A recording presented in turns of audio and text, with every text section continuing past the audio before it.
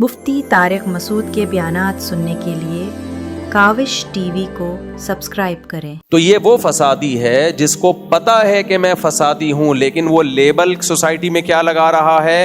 اصلاح کا۔ تو یہ بھی بہت بڑے فسادی ہوتے ہیں۔ اس سے بھی بڑے فسادی پتہ ہے کون ہوتے ہیں؟ جو لیبل اصلاح کا لگاتے ہیں اور سمجھتے بھی یہی ہے کہ ہم اصلاح کر رہے ہیں، لیکن اصلاح کے بجائے سوسائٹی میں کیا ہو رہا ہوتا ہے؟ بے تحاشا فساد۔ کیونکہ ان کا طریقہ کار ایسا ہوتا ہے جس طریقہ کار سے کبھی کسی سوسائٹی کی اصلاح ہوئی نہیں ہے۔ نہ اس سے گھر ٹھیک ہو سکتا ہے، نہ کوئی ادارہ ٹھیک ہو سکتا ہے، نہ اس طریقہ کار سے کوئی ملک ٹھیک ہو سکتا ہے، نہ دنیا ٹھیک ہو سکتی ہے۔ یہ سب سے ڈینجرس فسادی ہوتے ہیں۔ اللہ نے گھر کو سیدھا رکھنے کے لیے ایک اصول بتا دیا، وہ اللہ والا اصول ہمیں سمجھ میں نہیں آ رہا۔ اللہ نے کہا یہ جو میاں ہے، جس کو میاں کہا جاتا ہے، یہ کم بخت، جیسے ملک کا ایک سربراہ ہوتا ہے، وہ اچھا ہو برا ہو، آپ نے اطاعت کس کی کرنی ہے؟ اس سربراہ کی۔ تو گھر بھی ایک اسلام کہتا ہے کہ اسٹیٹ ہے، ایک ریاست ہے۔ میاں کبھی اچھے ہوتے ہیں، کبھی میاں برے ہوتے ہیں، لیکن سربراہ رہتا ہے وہ کم بخت۔ عورت یہ کہہ کے اپنے شوہر کی اطاعت سے جان نہیں چھڑا سکتی کہ میرا میاں اچھا نہیں ہے۔ اب خواتین کو اصلاح کے نام پہ فساد میں ڈالا جاتا ہے، نہیں یہ کیا لگتا ہے تمہارا، جتنے اس کے حقوق ہیں اتنے ہی تمہارے حقوق ہیں۔ بعض کیس ہمارے پاس آتے ہیں، بیگم صاحبہ نے شوہر کو 10 سال ہو گئے قریب ہی نہیں آنے دیا۔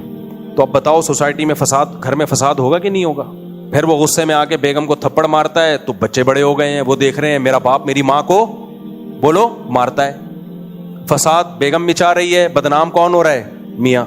نبی صلی اللہ علیہ وسلم نے فرمایا جب مرد بیوی کی طرف آنا چاہے تو حدیث کا مفہوم ہے بیوی کے پاس اس کو روکنے کا رائٹ بولو نہیں ہے۔ تو ایسا فساد گھر میں، بیٹے باپ کے باغی ہو گئے، بچیاں باپ کی باغی ہو گئیں، وہ بیچارہ ساری زندگی کما کما کے کھلایا، گھر بنایا، گیس بجلی کا بل دیا، شیلٹر دیا، اور آخر میں ذلیل بھی خود ہی ہو گیا۔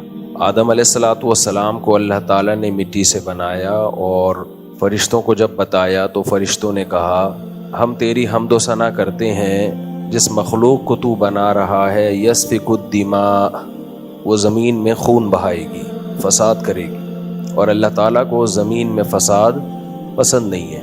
جب اللہ تعالیٰ کو زمین میں فساد پسند نہیں ہے تو اس کا مطلب یہ ہوا کہ زمین چاہے وہ ریاست کی صورت میں ہو، ریاست میں فساد پسند نہیں ہے۔ اللہ کو گھروں میں فساد پسند نہیں ہے، اللہ کو اداروں میں فساد پسند نہیں ہے۔ تو ہر وہ چیز جو فساد کا ذریعہ بنتی ہے، جو بھی لڑائی جھگڑوں کی طرف لے کر جاتی ہے، اللہ کو وہ چیز بھی پسند نہیں ہے۔ فرشتوں نے جب یہ کہا کہ یہ زمین میں فساد مچائے گا تو اللہ نے یہ بھی نہیں فرمایا کہ مچانے دو، اچھی بات ہے میں نے تو پیدا اس لیے کیا ہے کہ معاذ اللہ میں فساد کو پسند کرتا ہوں۔ یہ بھی اللہ نے نہیں فرمایا کہ نہیں تم غلط کہہ رہے ہو، یہ فساد نہیں پھیلائے گا، یہ بھی نہیں کہا اللہ نے۔ اللہ تعالیٰ نے فرشتوں کو جو جواب دیا، اس جواب سے یہ بات ثابت ہوتی ہے کہ اللہ تعالیٰ یہ جانتے تھے کہ یہ زمین میں فساد مچائے گا، لیکن اللہ تعالیٰ نے یہ ضرور فرمایا کہ اعلم ما لا تعلمون، میں اس کے بارے میں وہ کچھ جانتا ہوں جو تم نہیں جانتے۔ یعنی کچھ فسادی لوگ ہوں گے تو کچھ مصلح بھی ہوں گے۔ جہاں فساد ہوتا ہے وہیں اصلاح کا بھی مزہ ہوتا ہے۔ تو جیسے صحت مندوں کے علاقوں میں کسی حکیم یا ڈاکٹر کی کوئی ویلیو نہیں ہوتی، ویلیو وہاں ہوتی ہے جہاں لوگ بیمار ہوں، وہاں ڈاکٹر کی کاوشوں کا پتہ چلتا ہے کہ تم نے بیماریاں دور کرنے میں تمہارا کیا کردار ہے۔ تو اگر انسان کے مزاجوں میں فساد نہ ہوتا، تخریب کاری نہ ہوتی، تو سوسائٹی کی اصلاح کرنے والے لوگ بھی نمایاں نہ ہوتے۔ کچھ چیزیں ایسی ہوتی ہیں جو ہمیں اچھا بنانے کے لیے ضروری ہیں، سچا ہونا، صاف ستھرا ہونا، فیتھ فل ہونا، وفادار ہونا، اسی طرح بھائی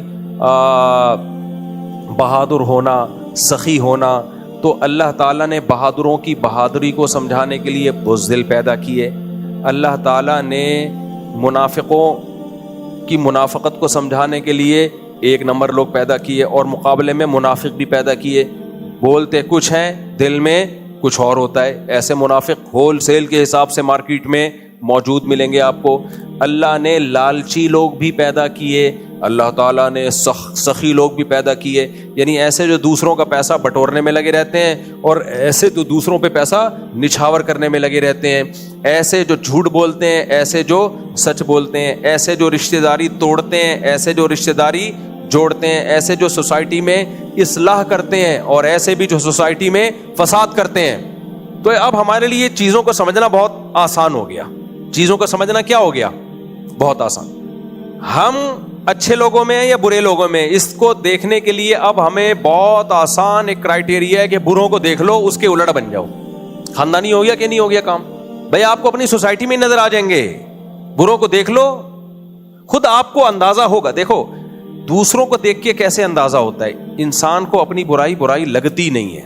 ہمیشہ وہ برائی جب دوسرے میں ہوتی ہے تو فوراً آپ کے سگنل کام کرنا شروع کر دیتے ہیں, یار یہ تو غلط ہے, یہ کیا ہے غلط. تو بس دیکھ لو, جب میں دوسرے کے بارے میں کہہ رہا ہوں کہ یہ غلط ہے تو اٹ مینس کہ میرے اندر اگر یہ برائی ہوگی تو میں بھی کیا ہوں گا؟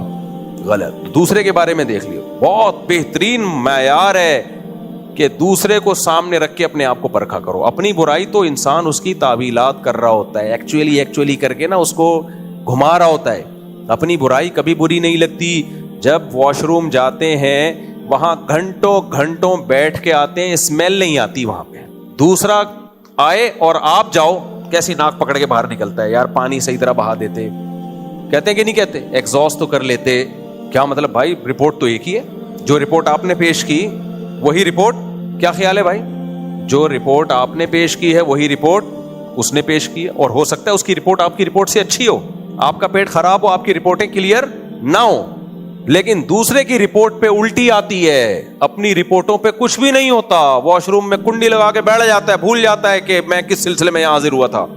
یہ بہت بڑی دلیل ہے کہ اپنا گند انسان کو گندا نہیں لگتا, دوسرے کا چھوٹا سا گند بھی انسان کو بہت برا لگتا ہے. یہ حقیقت ہے, یہ فطرت ہے انسان کی. تو اس سے ہمیں کیا پتا چلتا ہے؟ بھائی آپ جب واش روم میں جاتے ہو, اسمیل, تھوڑی نامناسب مثال ہے, لیکن مثال تو واضح کلیئر ہو تو بے شک نامناسب ہو تو وہی مناسب ہے جو کلیئر ہو. آپ جیسے واش روم میں جاتے ہو کتنا غصے ہوتے ہیں, کم بخت پانی کیوں نہیں بہا کے آیا, ایگزاسٹ فین کیوں نہیں چلایا. تو اس سے فوراً اندازہ ہونا چاہیے آپ کو کہ بھائی مجھے جو اپنی رپورٹ بری نہیں لگ رہی تھی وہ اس لیے کہ وہ میری تھی. اس کا مطلب میں اگر یہ کام کروں گا تو دوسرے کو بھی اتنا ہی غصہ آئے گا جتنا مجھے غصہ آ رہا تھا. دوسرے کے عمل سے پتہ چلتا ہے, کمپیئر کریں آپ. تو ایسے ہی میرے بھائی جو اخلاقی برائیاں ہوتی ہیں نا, اخلاقی, وہ بھی اپنی بری نہیں لگ رہی ہوتی, دوسرے کی بہت زیادہ بری لگ رہی ہوتی ہیں.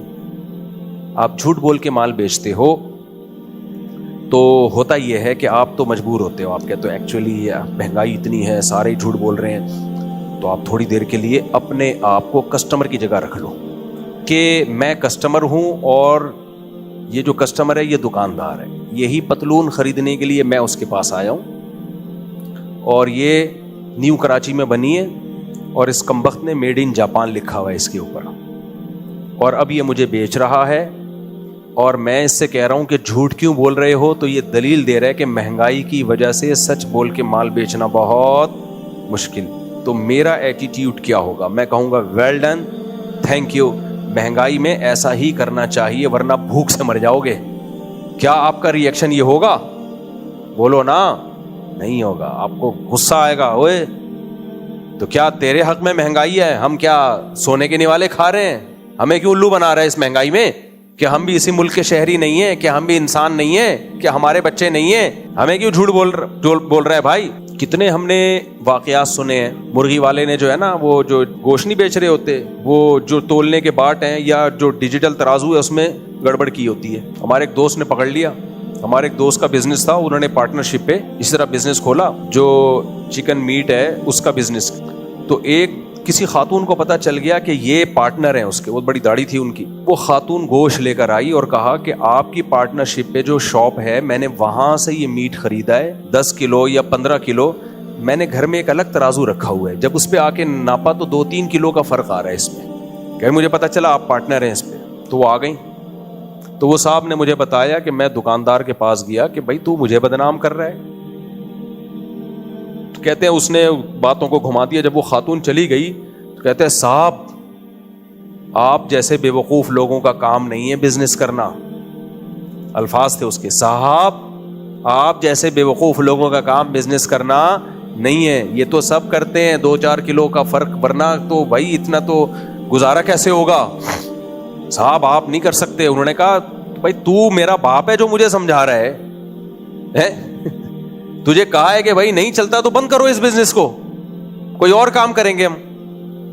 میکینک آپ کا اپنا ہوگا, محلے پڑوس کا تو ایمانداری سے کام کرے گا. چلتے پھرتے راستے میں کسی میکینک سے کوئی کام کروا دیا آپ نے تو جگاڑ کر کے دے دے گا آپ کو, بائک آپ کی یا گاڑی آپ کی جگاڑ کر کے دے دے گا. لیکن یہی کام کوئی ڈرامہ اس کے ساتھ کرے تو اس کا میٹر گھوم جائے گا. اب میں اصل میرا ٹاپک تھا آج وہ تھا فسادی اور غیر فسادی. اصل بات تو میں یہ لے کے چلا تھا. تو اسی طرح میرے بھائی یہ سمجھنا کہ میں فسادی ہوں یا نہیں ہوں, اس کا پتہ جب چلتا ہے جب آپ کو اپنے جیسے کسی فسادی سے واسطہ پڑ جائے. سمجھ رہے ہو؟ اپنے جیسے کسی فسادی سے آپ کا واسطہ پڑ جائے جو بالکل آپ جیسا ہو. میں اپنے آپ کو بھی اس میں شامل کر رہا ہوں. ہم کو اپنے جیسے فسادی سے واسطہ پڑ جائے تو پھر ہمیں پتہ چلتا ہے کہ ہم کتنے بڑے فسادی ہیں. کیسے؟ فسادی کی سب سے پہلی علامت کیا ہوتی ہے؟ اپنے اختیارات سے تجاوز کرتا ہے وہ. دیکھو فسادی کی دو قسمیں ہوتی ہیں. ایک تو وہ فسادی جو کہتا ہے میں ہوں ہی فسادی, جو کیا کہتا ہے میں ہوں ہی فسادی. جیسے یہ ڈاکو چور, یہ تو اپنے آپ کو مانتے ہیں بھائی ہم تو چور ہیں, ان کو فخر ہے. ایک چور کو پکڑا نا, کورٹ میں پیش کیا گیا تو کورٹ نے کہا کمبخت تو نے ایسے پھرتی سے چوری کی ہے کسی کو کانوں کان خبر نہیں ہوئی. کہتے تھینک یو سر, آپ پہلے آدمی ہیں جنہوں نے میرے پیشے کی تعریف کی ہے.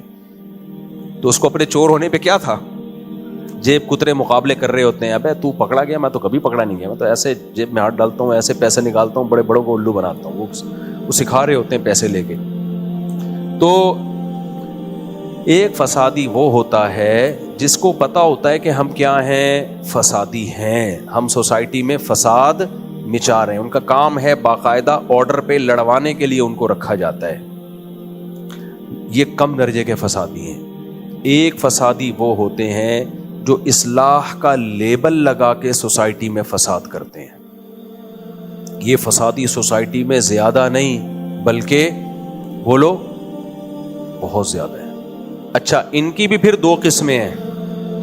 یہ لیبل تو لگا رہے ہوتے ہیں کہ ہم اصلاح کر رہے ہیں, لیکن خود ان کو پتا ہوتا ہے کہ ہم فسادی ہیں, لیکن لیبل کیا لگاتے ہیں, اصلاح کا. جیسے فرعون, اس کو پتا تھا میں بہت بڑا فسادی ہوں, لیکن جب فساد کے فیصلے کرتا تو اپنے لوگوں کو, اپنی سوسائٹی کو سمجھاتا کہ ما اریکم الا ما ارا وما اہدیکم الا سبیل الرشاد.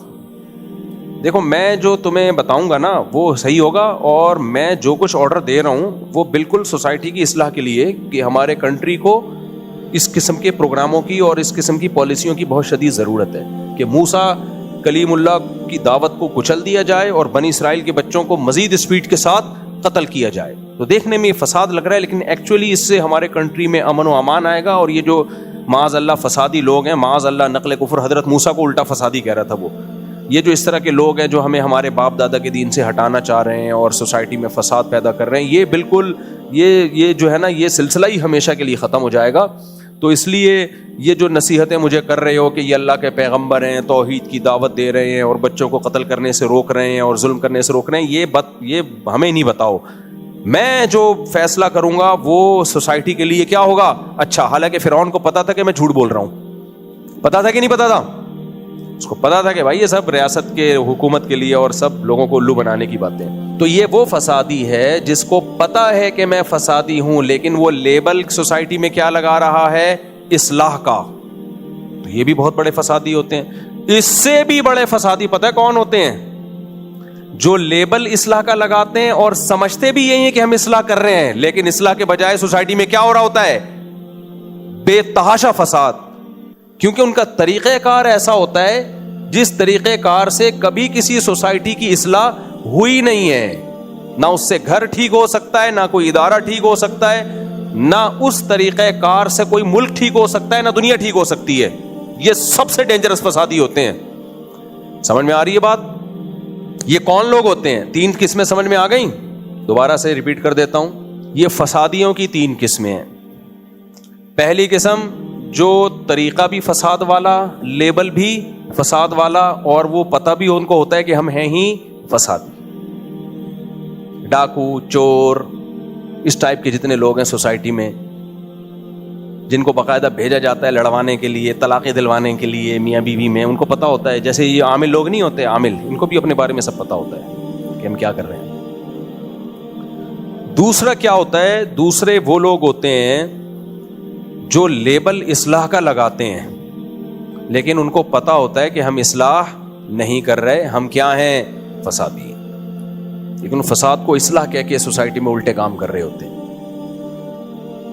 جیسے ان کا بچہ بلی پالی ہوئی ہے جس نے. اچھا, تیسرا یہ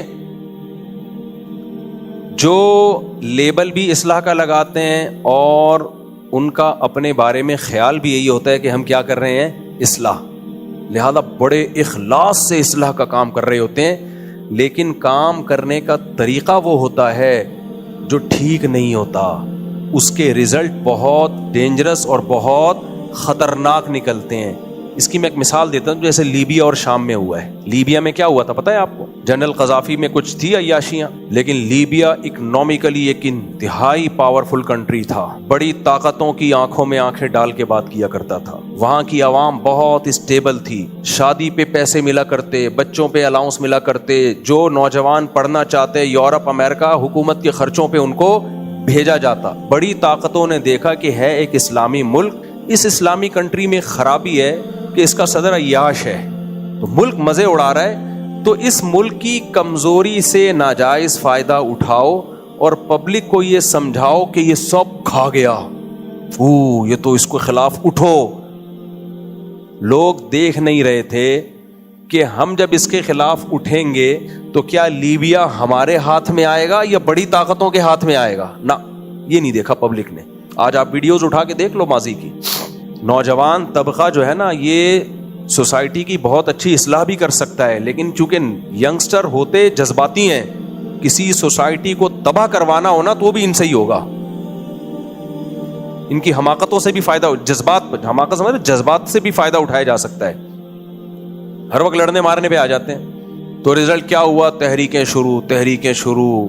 او بھائی, شریعت اس بارے میں کیا کہتی ہے, حاکم اگر عیاش ہو, غلط ہے, نہیں ہونا چاہیے, لیکن اس کی پرسنل معاملہ ہے یہ. آپ یہ دیکھو, جب آپ اس کے خلاف بغاوت کرو گے تو کیا آپ کے پاس کوئی آلٹرنیٹ ہے؟ اگر ہے تو سبحان اللہ, ضرور کریں آپ,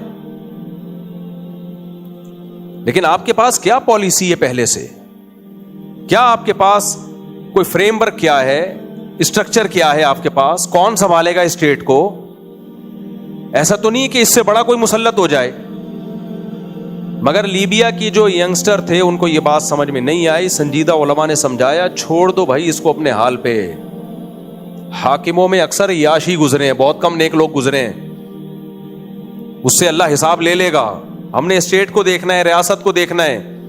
نہیں سمجھ میں آتی ہے کہ سب جو بھی اس طرح کی بات کرتا سوسائٹی میں اصلاح کی, اس کو حکومت کا پٹھو کہا جانے لگا. لگتا ہے یہ بھی ڈالر لیتا ہے, لگتا ہے یہ بھی پیسے لیتا ہے.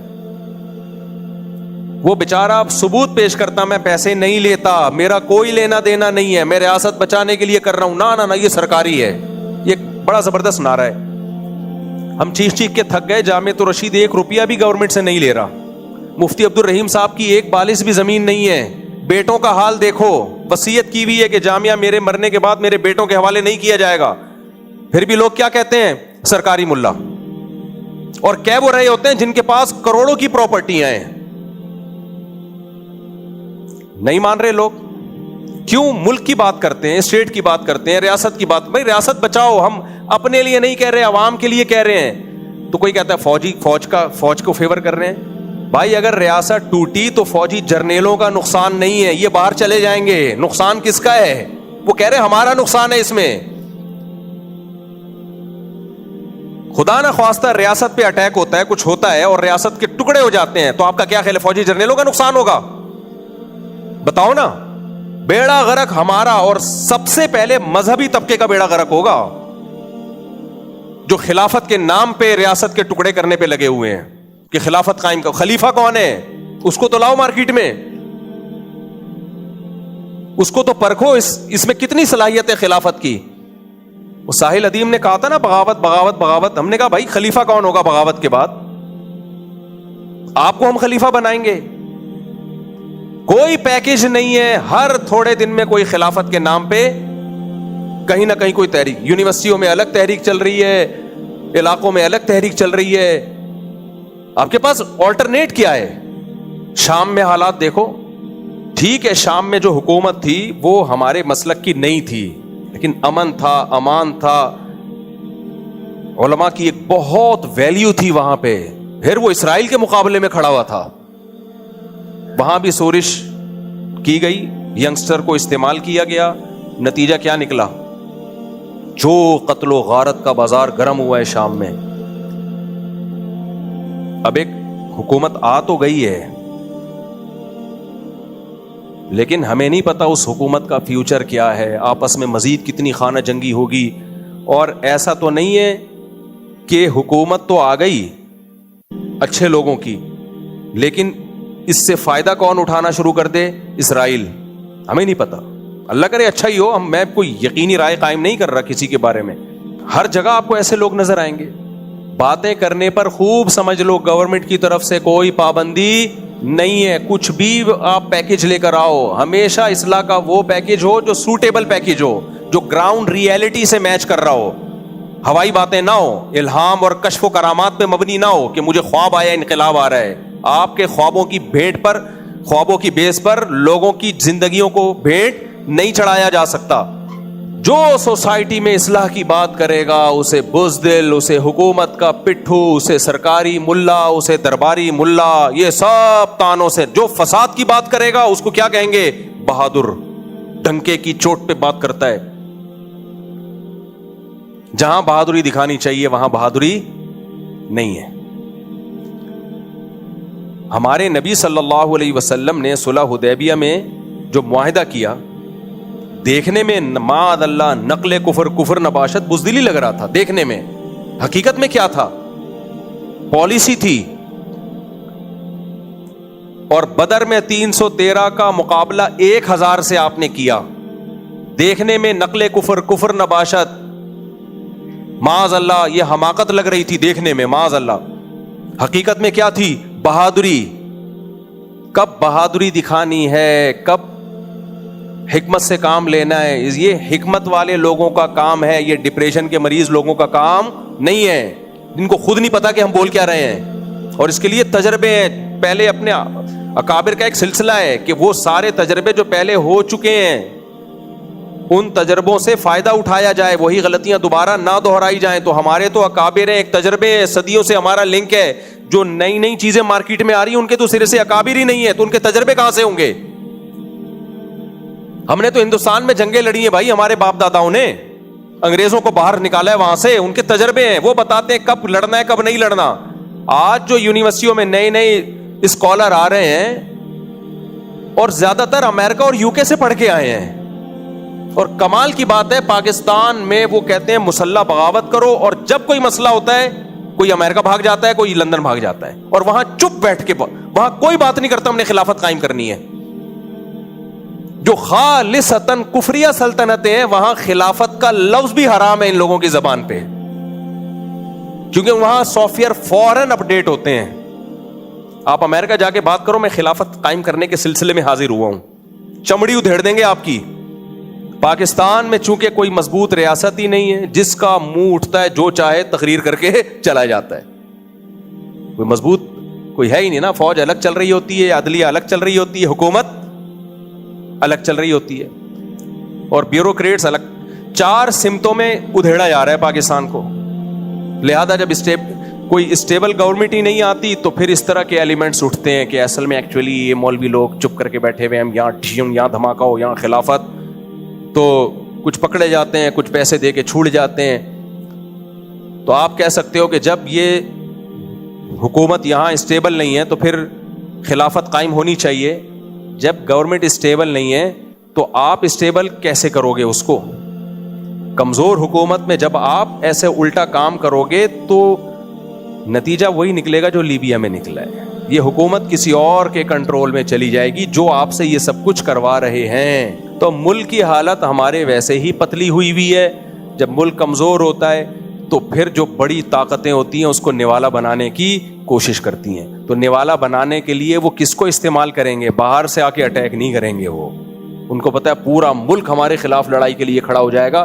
وہ کہیں گے یہ بے وقوف لوگ ہیں, ان کو سمجھاؤ ملک میں بدامنی ہے, کراچی میں گٹر کے ڈھکن نہیں ہے, اور یہ نہیں ہے اور وہ نہیں ہے, تو لہذا ساحل ندیم صاحب کو خلیفہ بنا کے ملک میں کیا برپا کیا جائے؟ انقلاب. کھڑے ہو جاؤ سارے اسلحہ لے کے اور ملک کو کچل دو. اس سے کیا ہوگا میرے بھائی؟ وہ حال ہوگا کہ بڑی طاقتیں موٹی ہیں اور موٹی ہو جائیں گی, اور ہم ہرن ہیں, ہم مارکیٹ سے شارٹ ہو جائیں گے. ساحل ندیم صاحب میرے لیے قابل احترام ہے. میری اسٹائل ہے رد کسی پہ کرتا ہوں تو ذرا اس اسٹائل سے. مقصد کسی کی ذات پہ طنز کرنا نہیں ہے, مقصد تو صرف یہ بتانا ہے کہ وہ بندہ مخلص ہے لیکن لوگوں کو غلط ٹریک پہ لے کے جا رہا ہے اخلاص میں. کیونکہ علم میں کمال نہیں ہے, علم ہونا کافی نہیں ہوتا بھائی, علم رسوخ کا ہونا ضروری ہے. پھر آپ کا ایک سلسلہ ہو, تاریخ سے آپ جڑے ہوئے ہو, کیا کچھ ہو چکا ہے ماضی میں اس سے لنک کرو. لوگ جب ہم یہ باتیں کرتے ہیں تو لوگ کہتے ہیں اس کا مطلب ظلم پہ چپ کر کے بیٹھے رہیں. نا نا نا نا, ہم مسلح بغاوت کے خلاف ہیں. احتجاج کرو آپ, جیسے بنگلہ دیش میں ہوا. وہ بم لے کے تھوڑی چڑھ گئے تھے. احتجاج کرو, کس نے منع کیا ہے؟ اپنے جائز آپ, میں تو کہتا ہوں یہ کراچی میں آپ دھرنے دو بھائی, کراچی کے حالات درست ہوں. قوم جو کرنے کا کام ہے وہ کر نہیں رہی ہے, چپ کر کے بیٹھی ہوئی ہے. ہم بول رہے ہیں, چیخ رہے ہیں, آپ نکلو سڑکوں پہ, دھرنے دو یار. یہ گٹر کے ڈھکن لگاؤ, یہ گٹر لائنوں کو ٹھیک کرو. بچے مر رہے ہیں کہ نہیں مر رہے ٹینکوں میں؟ یہ کیا ہو رہا ہے بھائی؟ تو اس پہ آپ آواز اٹھاؤ, جس پہ آواز اٹھانی چاہیے, جو اصلاح کا پازیٹو طریقہ ہے, مؤثر طریقہ ہے, اس پہ چپ بیٹھے ہوئے ہیں. اور جو ملک کی حالت ویسے ہی پتلی ہو گئی ہے اس کو کھانے میں لگے ہوئے ہیں. اور پھر ملک کو کسی ایک طبقے نے تھوڑی کھایا ہے, سب نے مل کے کھایا ہے. تو ووٹ کون دیتا ہے ان کو؟ بولتے کیوں نہیں؟ ہم لوگ ہی تو دیتے ہیں. میں نام نہیں لیتا, ایک صوبے میں میرا جانا ہوا, میں نے کہا کہ یار آپ کی حکومت تو آپ کو کھا گئی ہے, نچوڑ دیا ہے, آپ پھر انہی کو ووٹ کیوں دیتے ہو؟ تو کہتے ہیں بھائی قوم دوسری قوموں سے لڑنا ہے. یعنی قوم پرستی میں آپ نے اپنے صوبے کا ہی بیڑا غرق کر دیا یار, صرف اس لیے کہ دوسری قوم کا وزیر اعظم نہ آ جائے, جبکہ آپ کو پتا ہے کہ میری قوم کا آئے گا تو مجھے اور کھائے گا. تو جس قوم کی یہ حالت ہو, خدا نے آج تک اس قوم کی حالت نہیں بدلی, نہ ہو جس کو خیال آپ اپنی حالت کے بدلنے کا. خود ہی بدلنے کا خیال نہیں ہے تو ٹھیک ہے بھائی. پھر ہمیں پاکستان ایک نعمت ملا تھا, نعمت خدا داد, گاڈ گفٹڈ, اسلام کے نام پہ بنا. اس کو ہم سب نے مل کے بیڑا غرق کیا ہے. کسی ایک ادارے کی بات نہیں ہے. کچھ ادارے زیادہ ذمہ دار ہیں, کچھ کم ذمہ دار ہیں. کچھ لوگ ہیں جو سوسائٹی میں اصلاح کر رہے ہیں, کچھ ینگسٹر ہیں یونیورسٹیوں میں جو چاہتے ہیں اصلاح, لیکن ان کی کوششوں کو غلط ٹریک پہ لے جایا جاتا ہے, جس سے اصلاح کے بجائے سوسائٹی میں فساد اور زیادہ بڑھ جائے گا, اور بڑھ رہا ہے. تو یہ تو میں نے آپ کو بتایا, ملک کا بیڑا غرق کرنا ہو تو اصلاح کا لیبل لگاؤ اور پھر اس طرح سے کام کرنا شروع کر دو. گھر کو تباہ کرنا ہو, اس کا طریقہ بھی میں آپ کو بتاتا ہوں. بہترین پیکیج ہے میرے پاس, بہترین. گھر کو تباہ کرنا ہو تو بھی اصلاح کا لیبل لگایا جاتا ہے. اللہ نے گھر کو سیدھا رکھنے کے لیے ایک اصول بتا دیا, وہ اللہ والا اصول ہمیں سمجھ میں نہیں آ رہا. اللہ نے کہا یہ جو میاں ہے, جس کو میاں کہا جاتا ہے, یہ کم بخت, جیسے ملک کا ایک سربراہ ہوتا ہے, وہ اچھا ہو برا ہو آپ نے اطاعت کس کی کرنی ہے؟ اس سربراہ کی. اب ہم لال بتی پہ سگنل توڑ دیں, بولیں کہ ہمارے صدر مملکت چونکہ سرداری ہیں اور کسی کو وزیر اعظم شہباز شریف سے بھی اختلاف ہو سکتا ہے, تو یہ دونوں ہمارے حکمران ہیں, میں ان کے قانون کو مانتا ہی نہیں, لہٰذا میں ریاست کو مانتا ہی نہیں, میں لال بتی توڑتا ہوا جاؤں گا. تو یہ لاجک کی بات ہوگی بھائی. ریاست اچھی ہو بری ہو, آپ نے انتظامی چیزوں میں حکومتی لا کو فالو کرنا ہے آپ نے. تو گھر بھی ایک اسلام کہتا ہے کہ اسٹیٹ ہے, ایک ریاست ہے. میاں کبھی اچھے ہوتے ہیں, کبھی میاں برے ہوتے ہیں, لیکن سربراہ رہتا ہے وہ کم بخت. عورت یہ کہہ کے اپنے شوہر کی اطاعت سے جان نہیں چھڑا سکتی کہ میرا میاں اچھا نہیں ہے. چلے گی بھائی گھر میں کس کی؟ میاں کی. اب خواتین کو اصلاح کے نام پہ فساد میں ڈالا جاتا ہے. نہیں, یہ کیا لگتا ہے تمہارا, جتنے اس کے حقوق ہیں اتنے ہی تمہارے حقوق ہیں. بہت ساری چیزوں میں رکاوٹیں, بہت ساری. میں ایک ایک کا نام لوں گا نا تو وہ بہت لمبی چوڑی فہرست ہے اس کی. بعض کیس ہمارے پاس آتے ہیں, بیگم صاحبہ نے شوہر کو 10 سال ہو گئے قریب ہی نہیں آنے دیا. بھائی قریب ہی نہیں آنے دیا اس کو, کیونکہ کوئی فزیکل پرابلم ہے بیگم میں, اس کو خواہش ہی نہیں ہے, وہ میاں گھوم رہا ہے, وہ زنا بھی نہیں کرتا. بیگم نے کہا دوسری شادی کر لو, کہہ رہے میرے پاس پیسے ہی نہیں ہے نا مجھے کوئی رشتہ دے گا, نا میرے پاس گھر کا انتظام ہے. تو اب بتاؤ سوسائٹی میں فساد, گھر میں فساد ہوگا کہ نہیں ہوگا؟ پھر وہ غصے میں آ کے بیگم کو تھپڑ مارتا ہے, تو بچے بڑے ہو گئے ہیں, وہ دیکھ رہے ہیں میرا باپ میری ماں کو بولو مارتا ہے. فساد بیگم مچا رہی ہے, بدنام کون ہو رہا ہے؟ میاں. بدنام میاں ہو رہا ہے. وہ کہہ رہے بھائی میں زنا کی طرف جا رہا ہوں. اگر عورت تھوڑی قربانی دے دے جو شریعت نے حکم دیا, نبی صلی اللہ علیہ وسلم نے فرمایا جب مرد بیوی کی طرف آنا چاہے تو حدیث کا مفہوم ہے بیوی کے پاس اس کو روکنے کا رائٹ بولو نہیں ہے. کوئی بیماری ہو تو ایک الگ بات ہے. تو ایسا فساد گھر میں, بیٹے باپ کے باغی ہو گئے, بچیاں باپ کی باغی ہو گئیں. وہ بیچارہ ساری زندگی کما کے کھلایا, گھر بنایا, گیس بجلی کا بل دیا, شیلٹر دیا, اور آخر میں ذلیل بھی خود ہی ہو گیا. یہی معاملہ الٹا بھی ہوتا ہے. اللہ نے مرد کے ذمہ لگایا بیسک نان نفقہ کون دے گا عورت کا؟ بولو مرد دے گا. گھر میں بات کرے گا, تمیز سے بات کرے گا. بعض لوگ گھر میں جب آتے ہیں تو ایسے جیسے چنگیز خان نے بغداد پہ حملہ کر دیا ہے. بیسک نان نفقہ نہیں اٹھا رہے, بیگم کا زیور بیچ کے بولو کھا گئے. اب جب گھر میں لڑائی ہوتی ہے, چیخ و پکار, تو پھر اسلام نے جو شوہر کو حقوق دیے وہ پیش کرنا شروع کر دیتے ہیں. اسلام یہ کہتا ہے کہ عورت شوہر کے سامنے مت چیخے. جیسے ایک ٹک ٹاکر کا بھی آیا ہے نا, ایک ٹک ٹاکر کا آیا ہے ابھی بیان, اپنی بیوی کو میڈیا پہ بدنام کر رہا ہے اور کہہ رہا ہے کہ اسلام میں 4 شادیاں فرض ہیں. اگر وہ 4 شادی کا لفظ استعمال نہ کرتا نا تو میں یہ بات ابھی آپ کے سامنے نہ کرتا, لیکن وہ 4 شادیوں کو بدنام کر رہا ہے. کہتے ہیں اسلام میں 4 شادیاں فرض ہیں اور میری بیوی کیونکہ بہت سادہ ہے, بہت دیسی ہے, مجھے اس میں رغبت نہیں ہے, اور ایسی ہے اور ویسی ہے, فلانی ہے, ڈمکانی ہے, لہذا میں اس کو طلاق دے کے 4 شادیاں کروں گا. کسی ماڈرن سے. کس قدر بے غیرتی ہے اپنی بیوی کو میڈیا کے سامنے ذلیل کرنا. میں اس لیے بیان کر رہا ہوں کہ ایسے لوگوں کو میرے کھاتے میں نہ ڈالا جائے کہ مفتی صاحب کے 4 شادیوں پہ بیانات کا ہی اثر ہے. نا نا نا نا نا, یہ ٹھڑک ہے جس پہ لیبل کس کا لگایا جا رہا ہے؟ 4 شادیوں کا. جب بھی کوئی میڈیا پہ آ کے شوہر اپنی بیوی کو ذلیل کرے یا عورت اپنے شوہر کو, تو یہ مت دیکھا کرو ان میں صحیح کون ہے غلط کون ہے, یہ الزام صحیح ہے غلط ہے. آپ ان سے بولو اللہ تعالیٰ نے میاں بیوی کو ایک دوسرے کا لباس بنایا ہے. لباس عیوب دکھاتا ہے یا چھپاتا ہے؟ کس قدر بے غیرتی, بے شرمی کی بات ہے. آپ دنیا کے سامنے آ کے اپنی بیوی کو ذلیل کر رہے ہو, دنیا کے سامنے آ کے بتا رہے ہو وہ ایسی ہے وہ ویسی ہے. کوئی شرم نہیں ہے آپ کو؟ اور پھر لیبل آپ لگا رہے ہو اسلام کا کہ اس کو میں چھوڑوں گا اور 4 کروں گا کیونکہ اسلام نے آپ کو اس کی اجازت دی ہے کہ آپ اپنی پردے دار بیوی کو دنیا کے سامنے ذلیل کرو. تو ایسے لوگوں کا بائیکاٹ کرنا چاہیے. اور ماڈرن لڑکیوں سے شادی کا جس کو شوق ہے نا, وہ دوستیاں لگا لے, وہ شادی بولو نہ کرے. اسلام جب 4 کی آپ کو ترغیب دیتا ہے تو اسلام میں ترغیب ماڈرن اور بے پردہ لڑکیوں سے شادی کی ہے یا پردے دار سے شادی کی ہے, حیادار سے شادی کی؟ اچھا, جس چیز کو وہ برائی کے طور پر پیش کر رہے ہیں نا, میری بیوی میں یہ برائی, وہ اصل میں اچھائی ہے. وہ کیا ہے؟ عورت کا سادہ ہونا تو اچھائی ہے.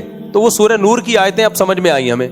الطیبات للطیبین والطیبون للطیبات. اللہ کہتے ہیں پاکیزہ مرد پاکیزہ عورتوں کے لیے اور پاکیزہ عورتیں پاکیزہ مردوں کے لیے. والخبیثات للخبیثین والخبیثون للخبیثات. ناپاک مرد ناپاک عورتوں کے لیے اور ناپاک عورتیں ناپاک مردوں کے لیے. بالکل بہترین بات ہو گئی. جس کو سورہ نور کی آیتوں کا مطلب سمجھ میں نہ آتا ہو نا, تو اس ٹک ٹاکر کو دیکھ لے, سمجھ میں آ جائے گا. تو میں ایسا کر رہا تھا کہ بعض دفعہ مرد اپنی بیسک ذمہ داری پوری نہیں کر رہا, پھر جب عورت چیختی ہے چلاتی ہے تو پھر اس کو اسلام کیا کہتا ہے؟ بیوی شوہر کی اطاعت کرے. اگر سردے کا حکم ہوتا تو بیوی کو حکم دیا جاتا. اس سے گھر میں فساد پیدا ہوتا ہے. بھائی بات کچھ اور ہے, آپ اس پہ لیبل کچھ اور لگا رہے ہو. تو خوب سمجھ لو اس پوری بات کا حاصل کیا نکلا کہ اپنی ذمہ داریوں کو نہ پہچاننا اور پھر ان ذمہ داریوں کو ادا نہ کرنا, یہ فساد کا سب سے بڑا سبب ہے. سمجھتے ہو کہ نہیں سمجھتے؟ آپ کو پتا ہونا چاہیے میری ذمہ داریاں. آج کل لوگوں کو پتہ ہی نہیں میری ذمہ داریاں کیا ہیں. میری ذمہ داریاں کیا ہیں؟ جب آپ کو اپنی ذمہ داری ہی کا نہیں پتا تو آپ کو کیسے پتا چلے گا صحیح کون ہے غلط کون ہے؟ دیکھو ایک میں مثال دیتا ہوں. ایک بندہ آیا آپ کے پاس اور کہنے لگا 1 لاکھ روپے آپ مجھے دے دو. آپ اس کو منع کر دو گے تو کیا یہ ظلم کہلائے گا؟ نہیں کہلائے گا, کیونکہ آپ کو پتا ہے میں کوئی ذمہ دار تھوڑی ہوں اس کو 1 لاکھ روپے دینے کا. لیکن اس نے کوئی پرانی فائل نکالی اور اس نے کہا کہ آپ نے فلاں چیز مجھ سے خریدی تھی اور پیسہ دینے آپ بھول گئے تھے، تو یہ دیکھو اس کا ثبوت ہے، اور اس نے ثابت کر دیا کہ آپ کے ذمہ 1 لاکھ ہیں. اب 1 لاکھ روپے نہ دینا ظلم ہے یا نہیں ہے؟ تو نالج میں آ گیا آپ کے کہ بھائی یہ میری رسپانسبلٹی ہے، یہ میری ذمہ داری ہے، یہ تاوان ہے میرے اوپر.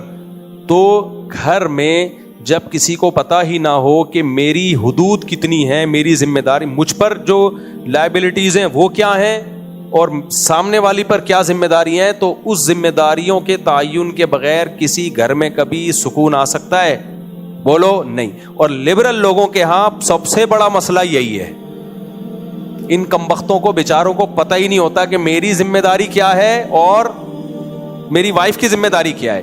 کیونکہ یہ آدھے مسلمان سوسائٹی کو لے کے چل رہے ہوتے ہیں، آدھے گوروں کو لے کے چل رہے ہوتے ہیں، نہ ادھر کے نہ ادھر کے. ان کے ہاں عورت کو آزادی وہ چاہیے جو انگریزوں کی عورتوں کو ہوتی ہے، لیکن خرچہ پورا شوہر سے چاہیے. سمجھ رہے ہیں کہ نہیں سمجھ رہے؟ حالانکہ ان کے ہاں عورت مکمل آزاد ہوتی ہے، لیکن گرل فرینڈ کی طرح اپنے شوہر کے ساتھ رہتی ہے. وہ اس کو وسیم صاحب سے بھی، استغفر اللہ، یہ والے وسیم نہیں، انگریزوں کے جو مائیکل ہیں ان سے بھی اس کو ریلیشن کی اجازت ہے. اور ادھر تو شوہر ہے اس پہ وہ بھی آزاد ہوتا ہے ذمہ داریوں سے، کسی قسم کی بیوی پہ بھی پابندیاں نہیں لگا سکتا. تو اتنا آزاد ہے کہ وہ بیوی پہ پابندی نہیں لگا سکتا، لیکن بیوی اس کی رسپانسبلٹی بھی نہیں ہوتی. سمجھ رہے ہو؟ اس کے ذمہ نہیں ہے بیگم کو اپنے خرچے پہ چائے بھی پلائے، وہ بیمار ہو جائے تو اس کا علاج کرے، یہ اس کے ذمہ نہیں ہے. تو ہمارا جو سیکولر لبرل طبقہ ہے اس میں عورت کو آزادی چاہیے انگریز عورتوں والی، خرچہ چاہیے مسلمانوں والا، اسلام والا شوہر سے. اور ان لبرل مردوں کو بیوی کو باؤنڈ کرنا ہے اس طریقے سے جیسے اسلام نے بیوی کو باؤنڈ کیا ہے، شوہر کی اطاعت کرے. لیکن بیوی کے حقوق سے آزاد ایسے ہونا ہے جیسے انگریز آزاد ہیں.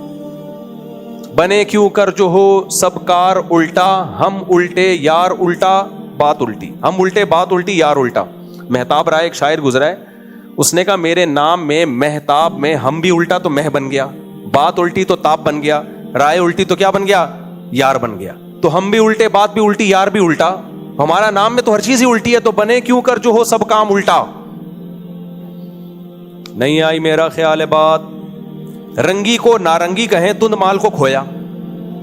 چلتی کو گاڑی کہیں، آگے شاعر کا نام میں بھول گیا، دیکھ کے شاعر رویا، شاعری لگا دیتا ہوں. رنگی کو نارنگی کہیں، جو اتنی کلرفل چیز ہوتی ہے نارنگی، اس کو کیا کہتے ہیں؟ جو رنگ والی ہوتی ہے اس کو نارنگی بولتے ہیں، یعنی رنگی نہیں ہے. اور تند مال، جو خوب دودھ کو پکا پکا کے اس کا جو مال نکالا جاتا ہے اس کو کہتے ہیں کھویا، یعنی کچھ بھی نہیں آیا اس میں. حالانکہ اسی اصل تو یہی تھا دودھ میں، اس کے بغیر دودھ نے سب کچھ کھو دیا، لیکن اس کو کھویا کہہ رہے ہوتے ہیں. اور جو چیز ہمیشہ چلتی ہے اس کو کہتے ہیں گاڑی، یعنی گاڑ دیا زمین میں اس کو. تو کہتے ہیں جب شاعر نے یہ سب کچھ دیکھا تو رویا کہ یار یہ مارکیٹ میں ہو کیا رہا ہے. تو ہمارا جو سیکولر لبرل طبقہ ہے اس کو دوبارہ بتا دوں، خواتین کو حقوق چاہیے مردوں سے اسلام والے، کہ پورا خرچہ کون اٹھائے گا؟ شوہر اٹھائے گا. آزادی چاہیے انگریزوں والی، کہ میں جب چاہوں پرس اٹھا کو اپنی اماں کے گھر جاؤں، میرا میاں مجھے روک نہ سکے. انگریزوں کا مائیکل کی بیوی اس کو روکتی ہے؟ سوری، مائیکل اپنی وائف کو روک سکتا ہے؟ نہیں روک سکتا. وہ آزاد ہے، جاب کرنے میں بھی ہر طرح سے آزاد ہے. تو وہاں کوئی گورا اپنی وائف کو روک نہیں سکتا. بیگم کہاں جا رہی ہو، کہاں سے آ رہی ہو؟ اگر اللہ نے حکم دیا ہوتا سجدہ کرو تو میں ہوں، جس کو حکم دیا ہوتا تم میرے سامنے سجدہ کرو، لہذا تم میری اطاعت کیا کرو، فرمانبرداری کیا کرو، اونچی آواز سے بات نہ کیا کرو. ہماری خواتین کہتی کیا تقیہ مفتی طارق مسعود کا بیان میں بیٹھ کر آ رہا ہے تو یہی اثر ہوگا. تو ان کو آزادی چاہیے یورپ والی، خرچے چاہیے اسلام والے. اسی طرح مرد کو وہ چاہتا ہے بیوی میری پابند ہو، وہ پابندیاں جو اسلام نے اس پہ لگائی ہیں، میری مرضی کے بغیر گھر سے نہ نکلے، میری مرضی کے بغیر جاب نہ کرے، میری مرضی کے بغیر کسی کو آنے نہ دے، میری مرضی، میرے ساتھ میں اونچی آواز سے بات نہ کرے، وہ سارے حقوق. لیکن اس کو بیوی کی ذمہ داریوں سے سبکدوش ہونا ہے جیسے انگریز آزاد ہے. تو نہ تم ادھر کے رہے نہ تم بولو بھائی نہ ادھر کے. تمہارا پروگرام بڑھ گیا, پھر لڑائیاں ہوں گی, پھر ڈپریشن میں جاؤ گے, پھر پاگل ہو جاؤ گے, ورنہ سکون تو رہے گا ہی نہیں. تبھی یہ لوگ نا لبرل لوگ کہتے ہیں گرل فرینڈ والا سسٹم اچھا ہے. واقعی ان کے لیے دنیا کے لحاظ سے ان کے لیے اچھا ہے, کیونکہ جب تمہیں حقوق کا ہی نہیں پتا کہ کس پر کس کی ذمہ داریاں ہیں تو تم تو بھائی تو پاگلوں کی طرح لڑو گے. پھر تم لڑ رہے ہوتے ہیں. دینداروں کے یہاں بھی لڑائیاں ہوتی ہیں, وہ الگ نوعیت کی ہوتی ہیں, اتنی خطرناک نوعیت کی نہیں ہوتی. اور اگر وہ ہو رہی ہیں تو پھر اس کا مطلب کہیں نہ کہیں دین میں خرابی ہے, کہ یا تو عورت میں گڑبڑ ہے یا مرد میں گڑبڑ ہے. اسی طرح میرے بھائی گھر میں فساد کا, اچھا یہاں میاں بیوی سب اپنے آپ کو فسادی سمجھ بھی نہیں رہے ہوتے, کیونکہ شوہر اپنے آپ کو انگریز کی جگہ رکھ کے سوچ رہا ہوتا ہے. کہتے یار وہاں اتنی مسئلہ ہے اور میں خام میں اتنا مرا جا رہا ہوں, تو میں تو سوسائٹی میں اصلاح کر رہا ہوں, یہ ظلم کر رہی ہے. عورت بھی اپنے آپ کو وہاں رکھ کے سوچ رہی ہوتی ہے, تو پروگرام کیا ہو جاتا ہے خراب. اسی طرح میرے بھائی گھر میں, اچھا جب گھر میں اولاد اور والدین ان کو اپنے حقوق کا نہیں پتا ہوتا تو بچے پھر بلیاں پالتے ہیں. بچے کیا کرتے ہیں پھر, حضرت اس سے زیادہ میں بیان کر نہیں سکتا تھا. حضرت میرے پاس آئے, آپ بیان میں سمجھاؤ, کیونکہ میں ان کے کیس خود میں نے اسٹڈی کیا ہے, ان کا کیس بلی عذاب بنی ہوئی ان کے لیے. تو بلیوں کے حقوق پر تو حقوق سامنے ہوں گے کہ ہم اس کو تھیلے میں ڈال کے باہر چھوڑ کے آئیں گے تو یہ کھائے گی کہاں سے, اس کے بچوں کا کیا ہوگا. اپنے باپ کے باپ کے بچے کا نہیں سوچ رہے, یعنی اپنے ابا کا, کہ اس کا کیا ہوگا, وہ ڈپریشن سے مر جائے گا. تو حقوق ہی نہیں ہے بھائی. گھر میں جب باپ ہے تو اولاد پر حکومت, باپ پر حکومت اولاد کی ہے یا باپ اولاد پر حکومت باپ کی ہے, تو پھر فساد پیدا ہوگا. جب پتہ ہی نہیں کہ اولاد کے, اچھا باپ کو گھر میں سربراہ بنایا, لیکن دنیا میں کوئی ایسا سربراہ ہے جس کے اختیارات لامحدود ہوں, ہے کوئی؟ تو ابا بھی بعض دفعہ یہ سمجھ لیتے ہیں کہ اب میرے اختیارات کی بھی کوئی لمٹ بولو نہیں, میں گزرتے بلا وجہ بھی چمبا پلیٹ کر سکتا ہوں بچے کو. بعض لوگوں کو ہم نے دیکھا ہے گھر میں پٹاخ ایک چھپڑ لگایا, انجوائے کی, ویسے ہی یہ کیا ہو رہا ہے بھائی, بلا وجہ تانے طنز, تو یہ نہیں کرتا تو وہ نہیں کرتا. اس کو بجائے اصلاح کرنے کے اس کو طنز کر کے اس کو ڈپریشن میں لے جا کے اس کو برین ہیمریج کروا دیتے ہیں اس کو. بھائی آپ کی اولاد بگڑ گئی ہے تو اصلاح کی کوشش کرو نا اس کی. آپ تانے اور ہر وقت طنز کر کے اس کو آپ نے گھر میں جینا حرام کر دیا اس کا. پھر جب وہ ڈپریشن میں جاتا ہے اور کہتا ہے کہ میں نہیں رہ سکتا, تو کہتے یہ نافرمان اولاد, اس کو کیا بولتے ہیں نافرمان. تو یہ جو اختیارات ہیں نا میرے بھائی, اس کو سمجھنے کی بہت شدید ضرورت ہے. اگر آپ کو نہیں پتا کہ میرے رائٹس کیا ہیں اور میری اوپر ذمہ داریاں کیا ہیں, تو آپ بہت بڑے فسادی ہو, صحیح ہے نا. تو اللہ زمین میں فساد کو پسند نہیں کرتا. جی بھائی یہ سوال پھر ایک جنگ چھڑ جائے گی. پہلا سوال ہی پھڈے والا پوچھا ہے. ایسے کام وہ آج پورا بیان ہوا نا فساد اور غیر فساد, کیا ضرورت ہے وہ باتیں پوچھنا جس سے آپ کو یقین ہے کہ آگ لگ جائے گی. ہمیں تو بڑا مزہ آئے گا, ہم جواب دیں گے, لیکن آگے جو ہوگا عوام میں اتنے بڑے بڑے مسائل پڑے ہوئے ہیں, ان سے ہٹ کے پھر آپ ان چیزوں میں لڑو گے. کسی بھی کام میں استقامت پیدا نہیں ہوتی تو استقامت اور اخلاص کے لیے کیا کرنا چاہیے؟ استقامت پیدا کرنے کے لیے ضروری ہے ایک نظریہ اپنا ٹھیک کر لو, خوب سمجھ لو. کسی کام کو شروع کرنا مشکل ہوتا ہے, کنٹینیو کرنا ممکن نہیں, کنٹینیو رکھنا وہ مشکل نہیں ہوتا. کسی بھی کام کو شروع کرنا کیا ہے مشکل ہے. شیطان یہ بتا رہا ہوتا ہے کہ اس کام کو شروع کرنا بھی مشکل, کنٹینیو رکھنا بھی مشکل. تو میں ایک نماز کی مثال دیتا ہوں. جب آپ کا نماز پڑھنے کا دل چاہے گا نا تو شیطان کہے گا اوف ابھی اٹھو, پھر جا کے وضو کرنا پڑے گا سردی میں, پھر اٹھ کے آنا پڑے گا, پھر نماز ہے, پھر 4 سنتیں ہیں, پھر 4 فرض ہیں, پھر 2 سنتیں ہیں. اوف, تو ہمت نہیں ہوتی.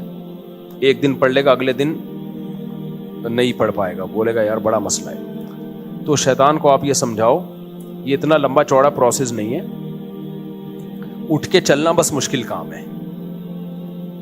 جب ایک دفعہ اٹھ کے وضو خانے کی طرف چلنا شروع کر دیا تو آگے آپ آٹو پہ ہو جاتے ہو. آگے کیا ہے؟ آٹو پہ ہو گئے, خود بخود چلو گے, وضو کرو گے.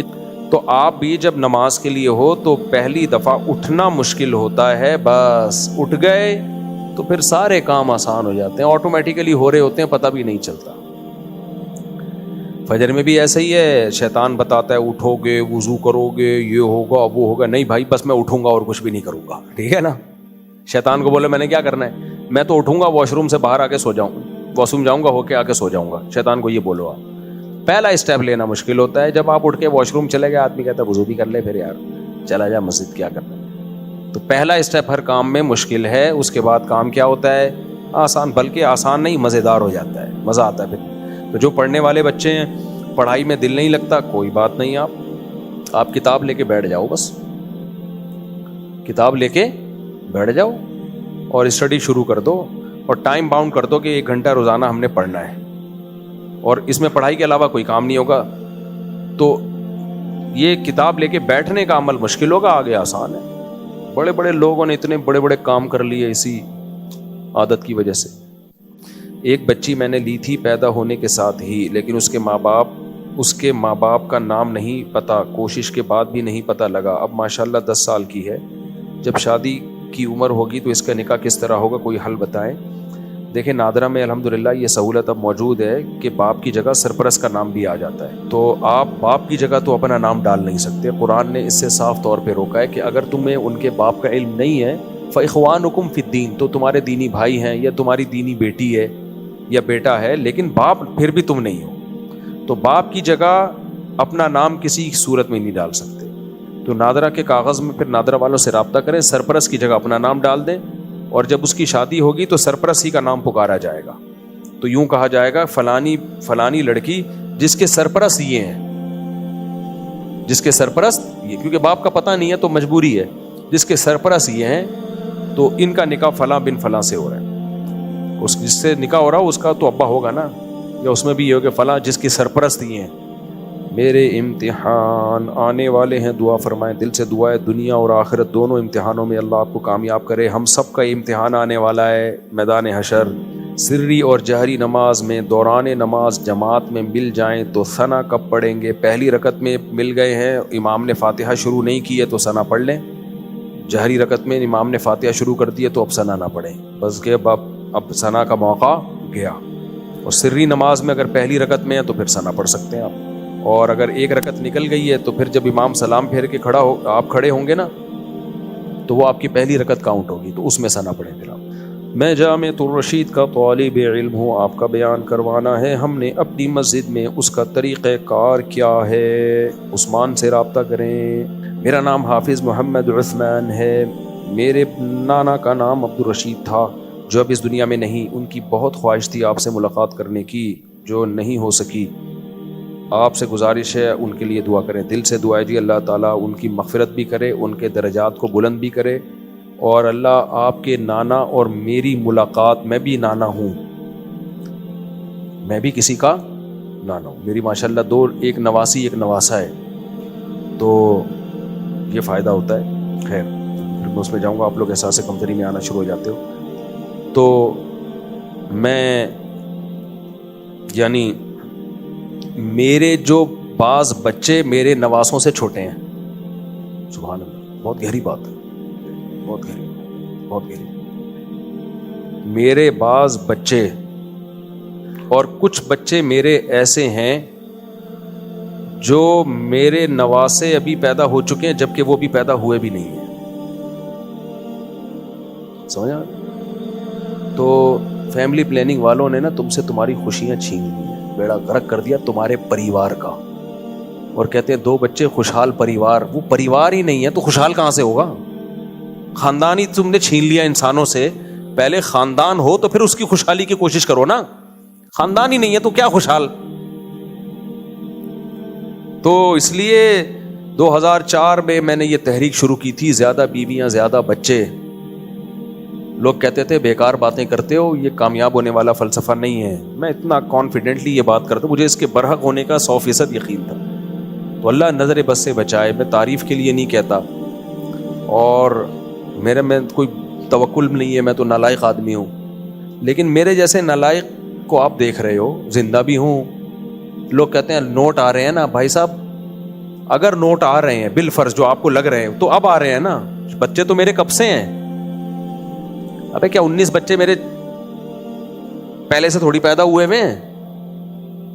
تو 2011 میں میری 3 زوجات تھیں, اور اس وقت بھی میرے ماشاءاللہ اچھے خاصے بچے تھے. تو سب سیٹ چل رہا ہے مارکیٹ میں, اللہ چلاتا رہے سیٹ. اور اگر کوئی پریشانی آتی ہے تو ایک بچوں والے پہ بھی آتی ہے, ایک بیوی والوں میں بھی آتی ہے. نارمل ہے وہ. تو جو غم دوسروں کو آتے ہیں وہی ہمیں بھی آتے ہیں, کوئی نیا غم الگ سے نہیں ہے. جو خوشیاں دوسروں کو آتی ہیں ہمیں بھی آتی ہیں, تو پریشانیاں بھی آتی ہیں, خوشیاں بھی آتی ہیں. ہر طرح کے مارکیٹ میں مسائل چل رہے ہوتے ہیں.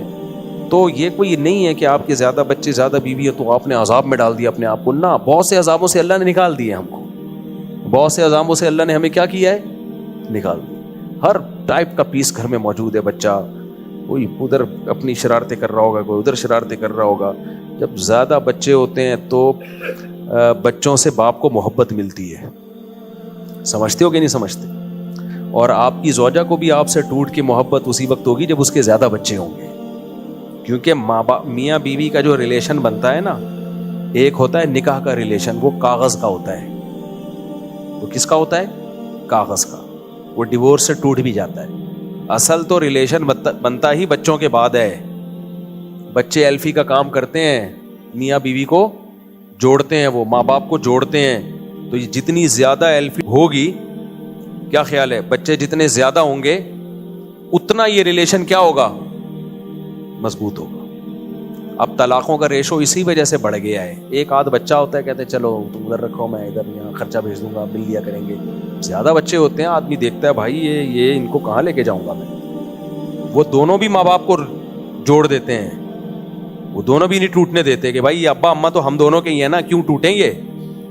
تو اللہ نے ایک پروسیس رکھا ہے, ایک نیچرل پروسیس ہے. جب شادی ہوتی ہے تو جذبات ہوتے ہیں, یہ جذبات میاں بیوی کو جوڑتے ہیں. پھر جذبات مارکیٹ سے شارٹ ہونا شروع ہوتے ہیں, بچے آنا شروع ہوتے ہیں, تو پھر وہ بچے جوڑتے ہیں. تو جذبات وہ تھوڑی رہیں گے جو دلہن کے ساتھ جذبات تھے اور دلہن کے دولہا کے لیے پہلی رات کو جذبات تھے. وہ کہاں رہتے ہیں؟ وہ رہتے ہیں تھوڑی رہتے ہیں.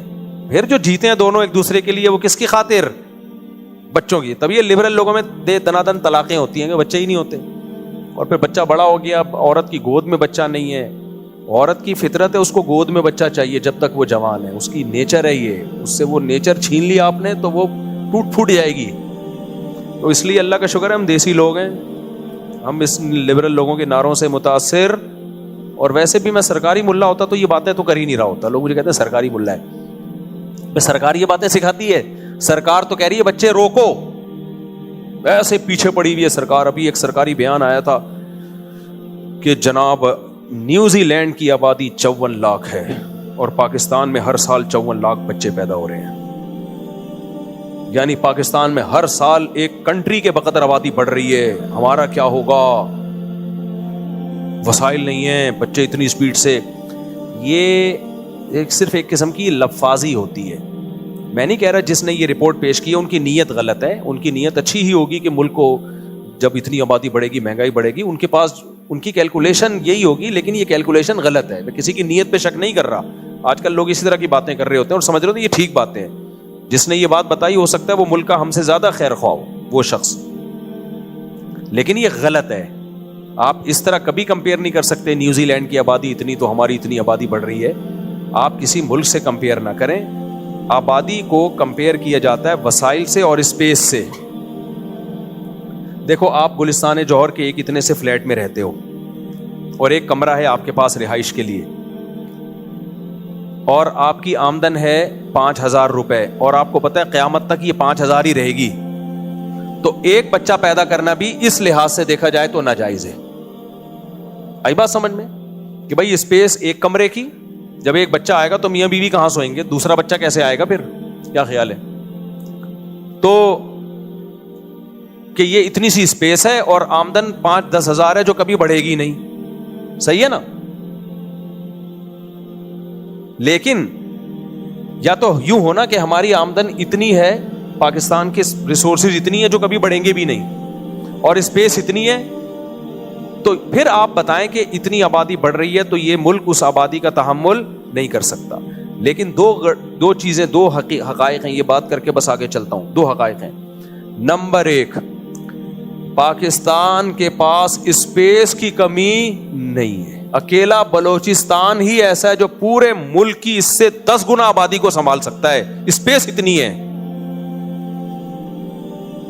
لہذا یہ باتیں کہ نیوزی لینڈ کی آبادی اتنی اور فلانے ملک کی آبادی اتنی ہے. ایک صاحب نے کہا کہ امریکہ کی آبادی اتنی ہے اور پاکستان کی اتنی, امریکہ جبکہ اسپیس ان کی اتنی اور ہماری اسپیس اتنی. بھائی اتنی ہو کے بھی زیادہ ہے یا نہیں ہے؟ آبادی کے لحاظ سے اسپیس کو آپ کمپیئر کرو نا. امریکہ سے کیوں تشبیہ دے رہے ہو؟ آپ اپنے ملک کی آبادی کو, اب آپ کے ملک میں جو اسپیس ہے. دوسری بات وسائل سے. آپ نے دیکھا ہوگا ہمارے حکمران لوگ کہہ رہے ہوتے ہیں کہ آبادی بڑھ رہی ہے, وسائل لامحدود ہیں, لیکن جب لوگ کہتے ہیں پاکستان ایک غریب ملک ہے, کہتے ہیں نہیں ہمارا ملک وسائل سے مالا مال ہے. کبھی ایک بیان پہ ٹکتے نہیں ہیں. اصل میں یہ دوسرا بیان درست ہے.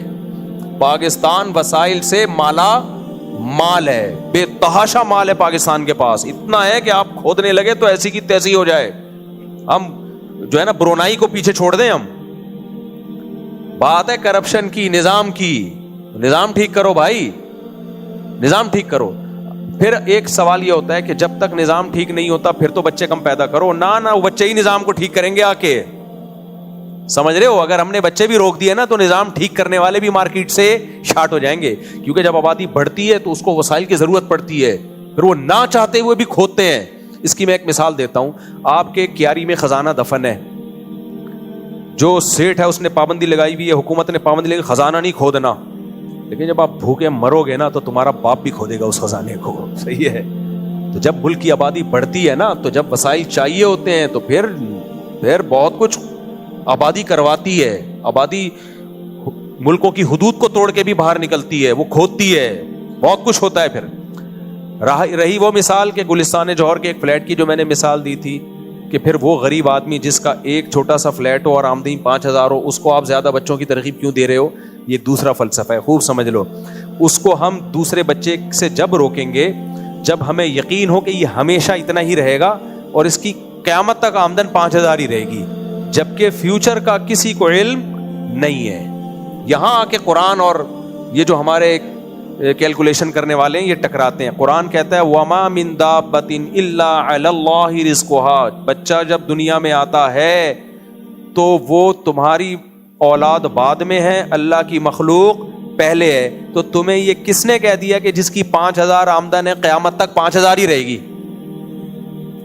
اور جس کے پاس ایک کمرے کی اسپیس ہے قیامت تک ایک کمرے کی اسپیس ہی رہے گی؟ میں نے جب دوسری شادی کی تھی میرے پاس دوسری زوجہ کو دینے کے لیے ایک کمرے کی اسپیس بھی نہیں تھی, سمجھ رہے ہو, اور میری آمدن میں 2 بچے پالنا بھی بہت مشکل تھا. لیکن کیا ہوا ہے, جب میں نے کی تو میرے لیے اللہ نے انتظام کیا. کیسے کیا؟ کبھی خوشبو لگا کے آؤ تو بتاؤں میں. یہ تو ہمیں فیوچر کا تھوڑی پتا ہے کہ فیوچر میں کیا ہونے والا ہے. فیوچر میں پتا تھا کہ ہم کے الیکٹرک سے آزاد ہو کے سورج پہ آ جائیں گے, ہے بھائی. پاس میں ہمیں پتا تھا کہ فیوچر میں ہمیں ایک سورس آف انرجی ایک اور دریافت ہو جائے گا, پتا تھا لوگوں کو.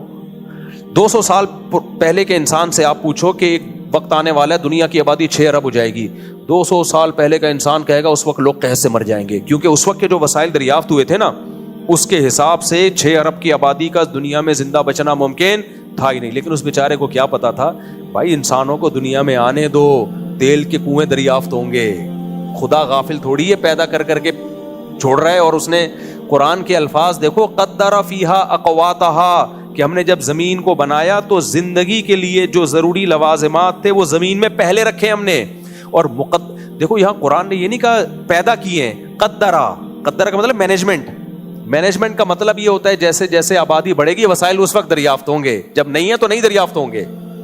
اس کو مینجمنٹ کہتے ہیں. تو کیا کتنی سونے کی کانیں چھپی ہوئی ہیں جو دریافت نہیں ہوئی. کتنے کسی کو پتا تھا یوٹیوب بھی سورس آف انکم بنے گا کسی زمانے میں. ایک آدمی جو گاؤں دیہاتوں میں صرف کھانا پکانا سکھاتا ہے وہ کروڑوں روپے کمانا شروع کر دے گا. ایک آدمی جو صرف مذاق کر سکتا ہے, پرینکسٹر ہے, جس میں کوئی قابلیت نہیں ہے وہ ڈاکٹروں سے زیادہ کمانا شروع کر دے گا, سائنسدانوں سے زیادہ کمانا شروع کر دے گا. تو یہ تو کچھ بھی نہیں پتا تھا, یہ تو فیوچر سے.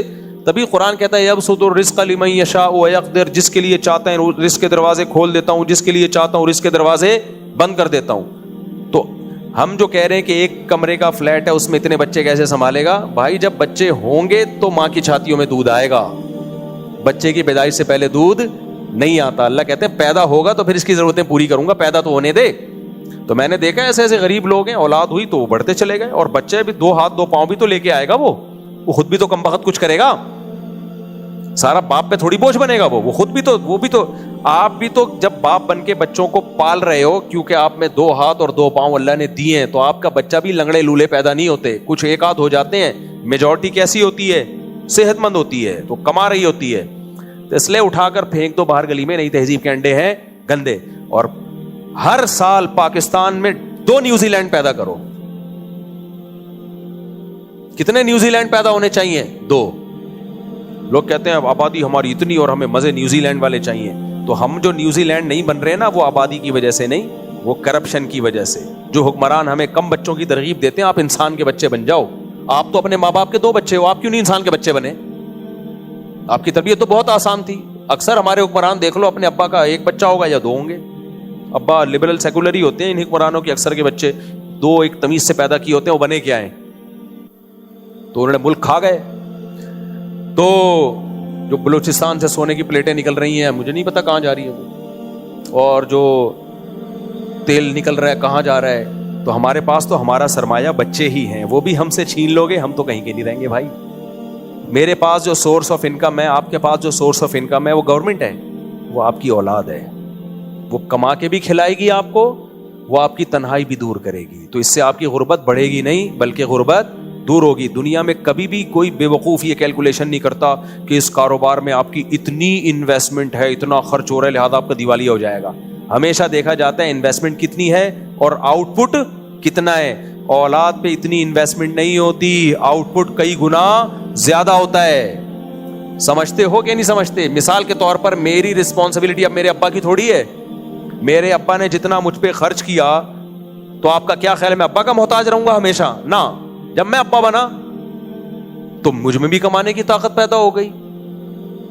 تو میرے ابا نے جتنا مجھ پہ خرچ کیا, تو ابا کے دنیا میں رہنے میں بھی اور جانے کے بعد بھی ان کے لیے دعائیں ہو رہی ہیں, ان کے لیے صدقات و خیرات ہو رہے ہیں, ان کو یاد رکھا جا رہا ہے. اللہ ہمیں توفیق دے. اور پھر ہم جو ہے آج ہم کسی کے ابا بنے ہوئے ہیں, تو اس پہ جو ہم کر رہے ہیں نا, ہمارے ابا آپ تھوڑی کر رہے ہیں.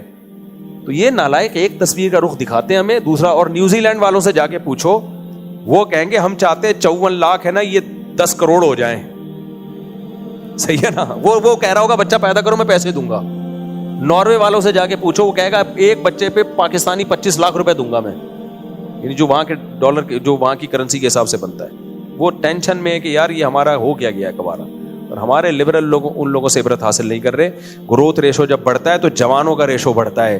تو جس قوم میں ینگسٹر کا ریشو بڑھے گا, اس میں کمانے والے زیادہ, کھانے والے کم. اور جب گروتھ ریشو کم ہوتا ہے تو کمانے والے اور کھانے والوں کا ریشو سیم ہو جاتا ہے. یہ بہت ڈینجرس ہے. پھر آپ کا بڑھے گا نہیں, جو کمائیں گے بڈھوں پہ خرچ ہو جائے گا, بوڑھوں پہ خرچ ہو جائے گا, تو بچے گا کچھ بھی نہیں آپ کا. آپ کیسے پھر امریکہ اتنا کیسے کما رہا ہے؟ وہ ہم لوگ سے کما رہا ہے. وہ کس سے کما رہا ہے؟ وہ ہماری آبادی کا فائدہ وہ اٹھا رہا ہے. وہ ہمیں بلاتا ہے, ویزے دیتا ہے, جاب کرو, ڈاکٹروں کو بلاتا ہے, اتنے اتنے قابل ڈاکٹر یہاں سے پڑھ کے وہاں جاتے ہیں. تو وہ بھی آبادی کو ہی کیش کرا رہا ہے. سمجھ رہے ہو؟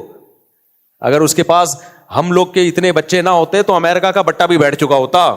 مشینیں تھوڑی سب کچھ کر کے دیں گی ان کو. مشین چلانے والا بھی تو آدمی ہوتا ہے, بٹن دبانے والا بھی کون ہوگا؟ وہ بھی تو آدمی ہوگا. تو انڈیا پاکستان کی آبادی ہے, جس سے فائدہ کون اٹھا رہا ہے؟ وہ اٹھا رہے ہیں. قبر کے فتنے اور قبر کے عذاب میں کیا فرق ہے؟ دیکھو, قبر میں جب انسان کو ڈالا جاتا ہے تو منکر نکیر آتے ہیں, یہ بھی ایک آزمائش ہے. قبر بھینچتی ہے انسان کو, جو دنیا میں کچھ گناہ کیے ہوتے ہیں معاف ہوتے ہیں, یہ بھی ایک فتنہ ہے. یہ فتنے کا لفظ عذاب کے معنی میں بھی استعمال ہوتا ہے, سوال جواب کے معنی میں بھی استعمال ہوتا ہے. یہ عام لفظ ہے. اور جبکہ عذاب کا مطلب جو گناہوں کی وجہ سے عذاب ہو. پناہ مانگنی چاہیے فتنہ قبر اور عذاب سے. اگر میرے بھائی کو کمپنی کی طرف سے فیول کارڈ ملا ہوا ہے تو کیا میں اس کو استعمال کر سکتا ہوں؟ آپ کے بھائی کمپنی کا ملازم ہے, آپ اس پورا پریوار کمپنی کا ملازم نہیں ہے, تو جس کے لیے ملا ہے وہی استعمال کرے گا, آپ تکلف نہ فرمائیں. آفس میں کام کے دوران یوٹیوب استعمال کرنا یا گیم کھیلنا صحیح ہے جبکہ اس کام میں کوئی حرج نہ ہو رہا ہو؟ یہ جو آفس کے باس سے پوچھنے کی چیزیں ہیں وہ آپ مجھ سے پوچھ رہے ہو, جو باس سے پوچھنے کی چیز ہے وہ آپ اپنے باس سے پوچھو. سر یہ لیگل ہے, آپ کی طرف سے پرمیشن ہے؟ ہو سکتا ہے وہ خود بھی کھیل رہا ہو, تو اس سے پوچھ لو بھائی, اگر اس کو اعتراض نہیں ہے تو کھیل لیں آپ.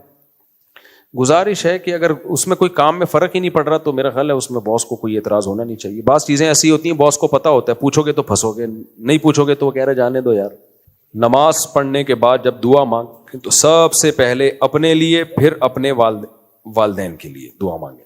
اگر کوئی عالم با عمل ہے, با عمل, کیونکہ صرف عالم ہونا کافی نہیں ہے, علم میں مضبوط بھی ہو, صرف اصطلاح میں عالم یا درس نظامی کی ڈگری لینے سے عالم نہیں بن جاتے.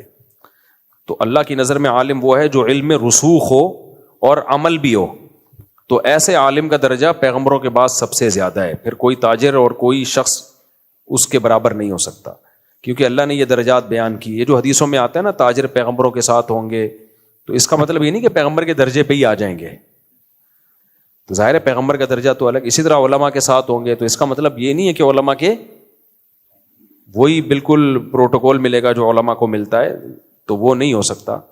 کیونکہ قرآن نے جو 4 درجات بیان کیے, من النبیین والصدیقین والشہداء والصالحین, سب سے پہلا مقام نبیوں کا, پھر صدیق.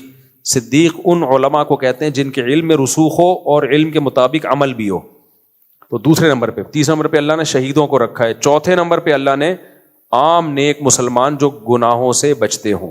البتہ یہ ضرور ہے کہ تاجر ایمانداری سے تجارت کرے اور اللہ کی راہ میں خوب خرچ کرے, آخرت میں دوسروں سے آگے نکلنے کی کوشش کرے, تو وہ سورہ واقعہ میں جو 3 اللہ نے درجے بتائے نا, السابقون السابقون, ان میں آ جائے گا. پھر وہ جو جنت الفردوس جن کے لیے بنی ہے. میرا بھی سورہ رحمان کا لیکچر میں نے ریکارڈ کروائے, تفسیر کے لیکچر میں سورہ رحمان اور سورہ واقعہ, وہ بہت انٹرسٹنگ ہے, وہ لازمی سنیں آپ. سمجھتے ہیں؟ ابھی وہ اپلوڈ ہوا نہیں, اپلوڈ ہوگا. وہ میرے جو تفسیر کے لیکچر چل رہے ہیں نا, اس میں 2 پارے رہ گئے ہیں الحمدللہ, تو 28 ہو چکے ہیں. تو اللہ نے بڑا کام لے لیا ہے, تو ان لیکچروں کو آگے زیادہ سے زیادہ پھیلائیں, ورنہ کم از کم سورہ واقعہ تو لازمی سنیں, اس میں جو سورہ واقعہ ہے. السلام علیکم مفتی صاحب. اچھا مفتی صاحب, میں کبھی کبھی تسبیح پڑھتا ہوں نا, تو میرا وہ کوچنگ کا ٹیچر ہے, وہ بولتا ہے یہ نہیں پڑھا کرو, یا جو ہے نا انڈیا کا رواج ہے پنڈت پڑھتے ہیں مطلب تسبیح. کوچنگ کا ٹیچر, جب آپ کلاس ہے تو تسبیح جیب میں رکھیں, کلاس کو فوکس کریں آپ, ٹھیک ہے؟ نہیں ویسے بھی پڑھو, کوئی بھی ایب نارملٹی والا کام نہیں کرنا چاہیے.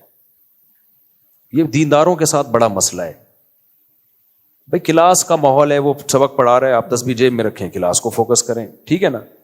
تو اگر آپ نے پڑھنی ہے تو جیسے وہ فارغ بیٹھے ہوئے ہیں تو ویسے پڑھ لیں, یا کوئی پھر تو تسبیح نکال کے بھی پڑھ سکتے ہیں.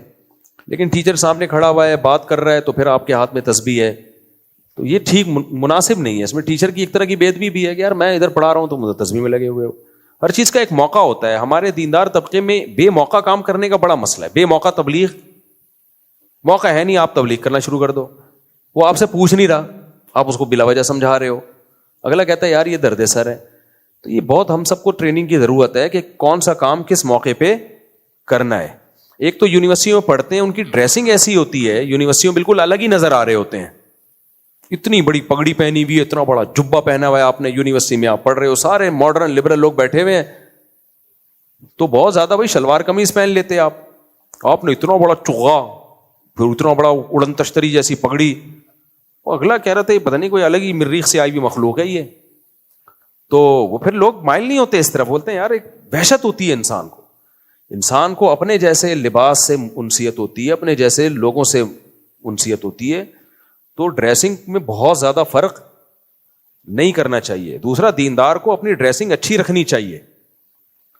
اچھی کا مطلب یہ نہیں کہ وہ کڑھائیوں والے کرتے اور چمک چھلو بن کے چلے جائیں, آپ گولے گنڈے کی دکان کھول لیں, آپ نیلی ٹوپیاں ایسی پہنی ہوتی ہیں, اس میں ایسا لگ رہا ہوتا ہے کہ لائٹیں نکل رہی ہیں ابھی اس ٹوپی کے اندر سے, بہت اچھی ٹوپی ہے یہ. بھائی سوبر لگو دیکھنے میں, کوئی ایسی چیز پہنو, چمک چھلو نہ بنو آپ. تو یہ بڑا مسئلہ ہے دینداروں کی. جو لڑکے ہیں یونیورسٹیوں کے جو دیندار بن جاتے ہیں, آپ کی ڈریسنگ ایسی ہو, آپ دیکھنے میں پڑھے لکھے آدمی لگ رہے ہو, آپ لمبے بال نہ رکھو, ہر آدمی پہ لمبے بال اچھے نہیں لگتے. بعض لوگوں کے بال بہت گھنے اور گھنگریال, وہ لمبے بال رکھتے ہیں, وہ عجیب سے ہی لگ رہے ہوتے ہیں.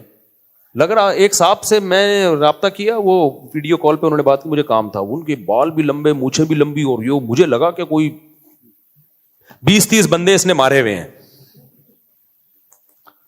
تو ڈر لگتا ہے آدمی کو, یار یہ کیا ہے, کچھ شریف انسان نظر آؤ دیکھنے میں.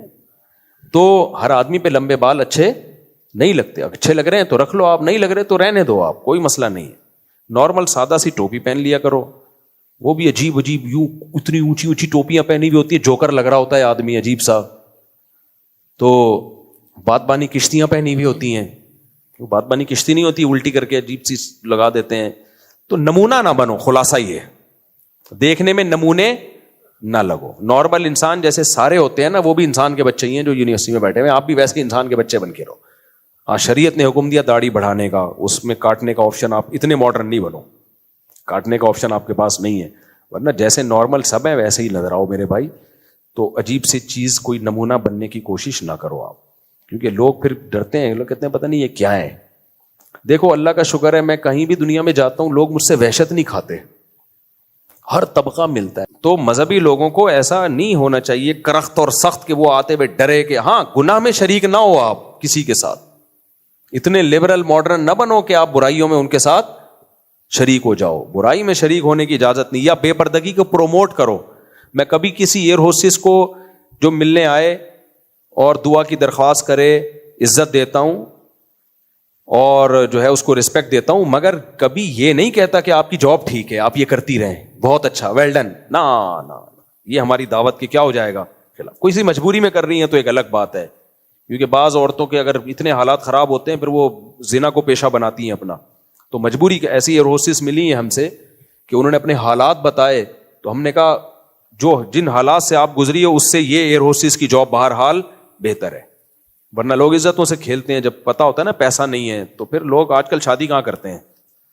شادی کرنے والے تو مارکیٹ میں بہت کم ہیں, دھوکہ دیتے ہیں, اور شادی کے نام پہ بھی دھوکہ دینے والے بہت ہیں. لیبل شادی کا لگا رہے ہوتے ہیں لیکن چسکے لے رہے ہوتے ہیں وہ. تو ایسی مجبوری میں تو الگ بات ہے. اب ہمیں تو نہیں پتا یہ مجبوری میں کر رہی ہے کہ بغیر مجبوری کے, تو ہم پروموٹ کبھی نہیں کرتے بھائی. اصل میں عورت کے لیے گھر کی 4 دیواری ہے, اپنے شوہر کی خدمت کرو, اپنے بچوں کی خدمت کرو, یہ تمہارے لیے اچھی زندگی ہے. تو میں کبھی ایسا نہیں ہوتا کہ لبرل یعنی شرعی حدود کو کراس کرنا شروع کر دوں, میں کہوں آپ بہت اچھی جاب کر رہی ہو. نہ بھائی, وہ یہ بھی نہیں کہتا آپ بری جاب کر رہی ہو. وہ ہم سے پوچھ تھوڑی رہی ہے کہ ہم اچھی جاب کر رہے ہیں کہ بری جاب کر رہے ہیں, پوچھے گی تو ہم بتائیں گے. غیر ضروری نصیحت, بے موقع نصیحت فائدے کے بجائے نقصان پہنچاتی ہے. اس نے پوچھا آپ سے, وہی مسئلہ ہو گیا. ایک آدمی کسی کوئی ایک خاتون کار میں بیٹھی ہوئی تھی, ایک بھکاری آیا, اللہ کے نام پہ کچھ دے دو. اس نے کہا اتنے ہٹے کٹے ہو کے مانگتے ہوئے شرم نہیں آتی؟ اس نے کہا پیسے مانگے, مشورہ نہیں مانگا. پیسے مانگے ہیں, مشورہ نہیں مانگا. تو بے موقع تبلیغ مناسب نہیں ہے. تو اس لیے ہر طرح کا طبقہ ہم سے ملنے آتا ہے. قاتل بھی آتے ہیں, قاتل بھی آتے ہیں, آ کے بتا رہے ہوتے ہیں اتنے بندے مارے ہم نے, لیکن ہمیں ندامت ہے. میں اس وقت پولیس کو فون کر اس کو پکڑ کے لے جاؤ, قاتل ہے, کر سکتا ہوں میں, پولیس پکڑ بھی لے گی نہ. یہ بے موقع ہے. وہ مجھ پہ اعتماد کر کے آیا ہے کہ مفتی صاحب میرے راز کو راز رکھیں گے, اور آیا بھی توبہ کی نیت سے ہے.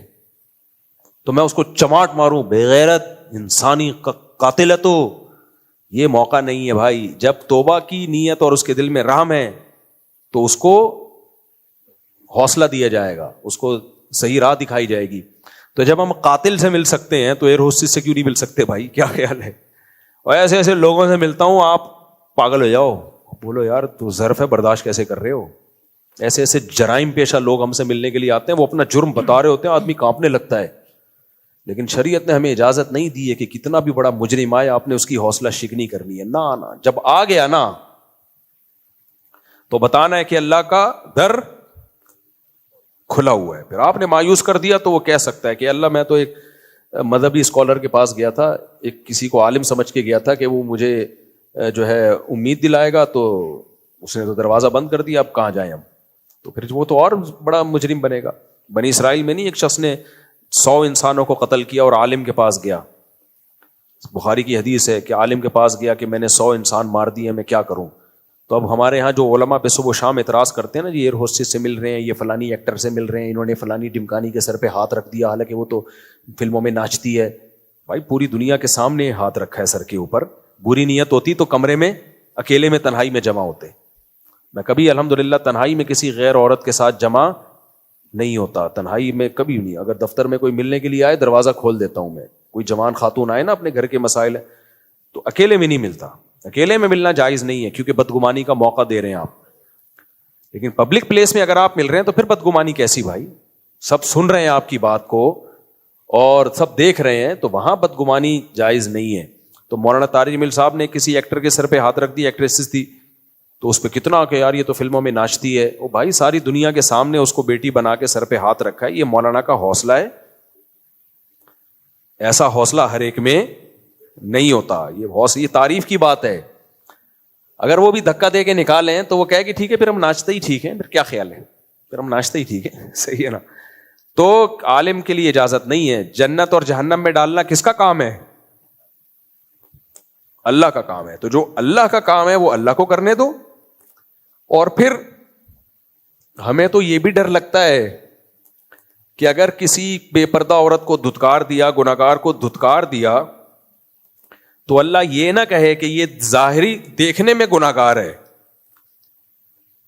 یہ کیا ہے دیکھنے میں, اور تمہارا گیٹ اپ نیک لوگوں کا ہے. تمہارا گیٹ اپ کیا ہے؟ نیک لوگوں کا. تو ایسا نہ ہو ہمارے اندر کوئی برائی ہو اور ہم اپنے آپ کو اچھا سمجھ رہے ہوں, حقیقت میں ہم اچھے نہ ہوں. تو نیک سمجھنے پر اللہ کی طرف سے کیا ہے؟ پابندی ہے. نیک اور برے کا حقیقی پتہ کب چلے گا؟ جب قیامت قائم ہوگی. تو اس لیے جو لبرل لوگ ہیں نا طنز کر رہے ہوتے ہیں, یہ مولوی لوگوں کو دیکھو یہ ایکٹروں سے بھی مل رہے ہیں اور یہ فلانے سے بھی مل رہے ہیں. بھائی مل کے ان کے گناہ کو پروموٹ تھوڑی کر رہے ہیں کہ آپ ماشاءاللہ بہت اچھا ناچتی ہو, ویل ڈن, میں بھی آپ کے ڈانس شوق سے دیکھتا ہوں. تو گناہ کو تھوڑی میں نہیں دیکھتا, میں ایک مثال دے رہا ہوں. یہ لوگ اتنا سا کلپ چلا دیں گے. تو اب مجھے بتاؤ, وہ 100 انسانوں کا قاتل آیا بنی اسرائیل کے عالم کے پاس, حدیث میں آتا ہے. تو بنی اسرائیل کے عالم نے کیا کیا؟ کہا کہ بھائی اللہ تمہاری توبہ قبول کرے گا, جاؤ ایسے ایسے توبہ کرو, اللہ معاف کرنے والا ہے. اب ہمارے یہاں جو مولویوں پہ صبح شام اعتراض کرتے ہیں, وہ اگر وہاں بیٹھے ہوئے ہوتے تو کیا کہتے ہیں؟ اتنا بڑا دہشت گرد آیا اور اس سے کیسے نرم لہجے سے بات ہو رہی ہے, اس کو چائے بھی پلائی جا رہی ہے. اصل میں ان کے دہشت گردوں سے کیا ہیں؟ تعلقات ہیں. بھائی وہ جو ان عالم نے اس کا اکرام کیا ہوگا, کچھ کھانا وانا بھی کھلایا ہوگا, اس لیے کہ یہ دہشت گرد جب عالم کے پاس آ رہا ہے تو یہ اچھی علامت ہے. اب تک تو نہیں آیا تھا, اب آیا ہے, اس کا مطلب کیا ہے؟ وہ کسی مولوی سے کیا لینے آئے گا بھائی؟ پیسے تو ملیں گے نہیں اس کو, چائے مل جائے گی, ہو سکتا ہے وہ بھی چندے کی ہو, ہوتی نہیں, ایک مثال دے رہا ہوں. تو بلکہ ہو سکتا ہے اپنی مسجد کے لیے چندہ ہی مانگ لیں.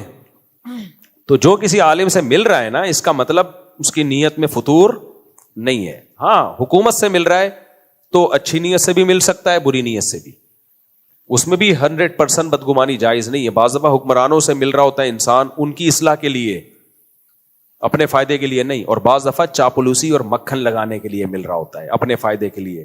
تو اس لیے ہر ایک کو ایک لاٹھی سے نہیں ہانکنا چاہیے. چلو بھائی کوئی سوال بس پوچھو پھر چھٹی کرو.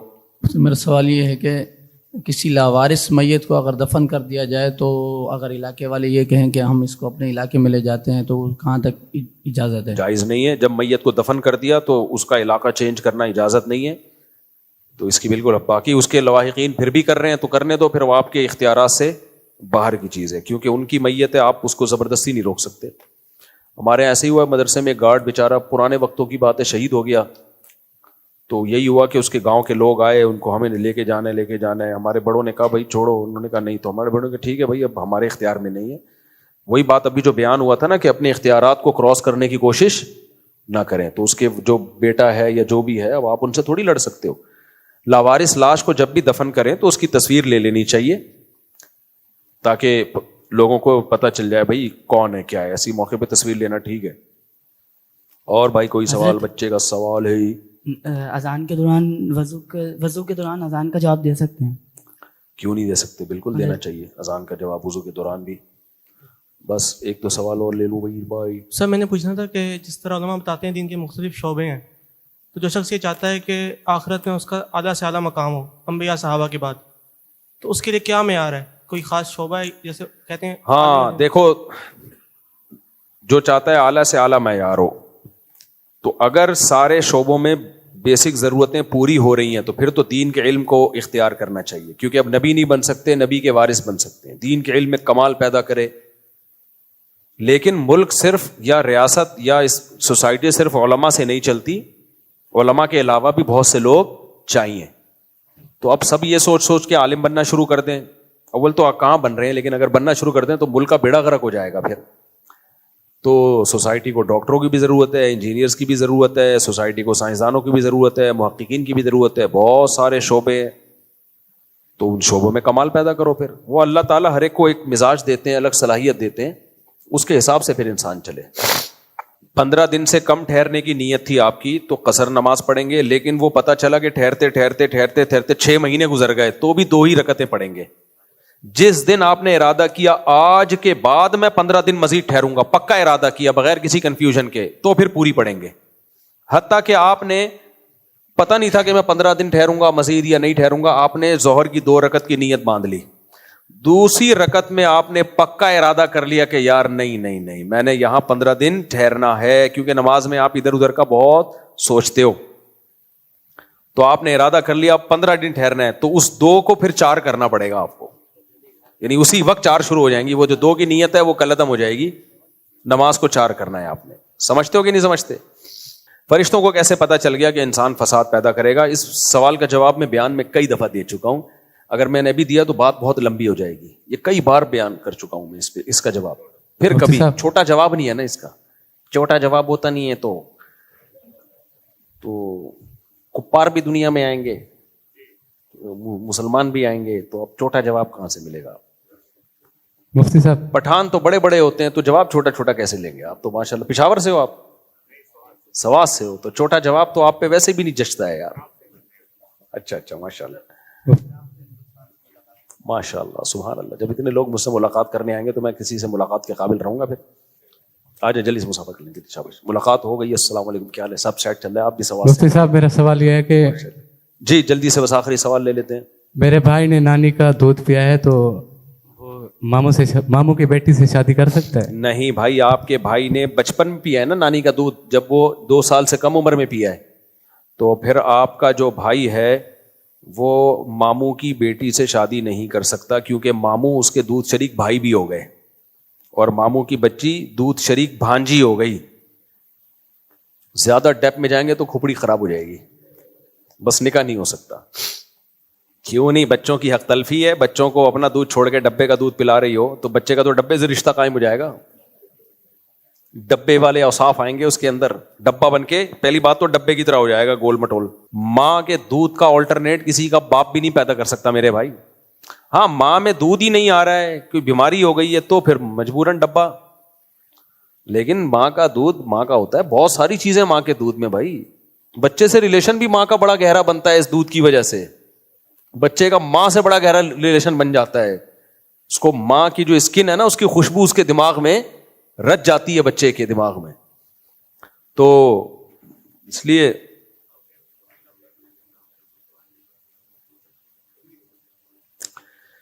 دیکھو, نامحرم کو قرآن پڑھانا یا نامحرم کو سنانا یا اس سے سننا, یہ جرنلی تو اس کی اجازت نہیں ہے, کیونکہ اس میں فتنے کا بہت زیادہ اندیشہ ہے میرے بھائی.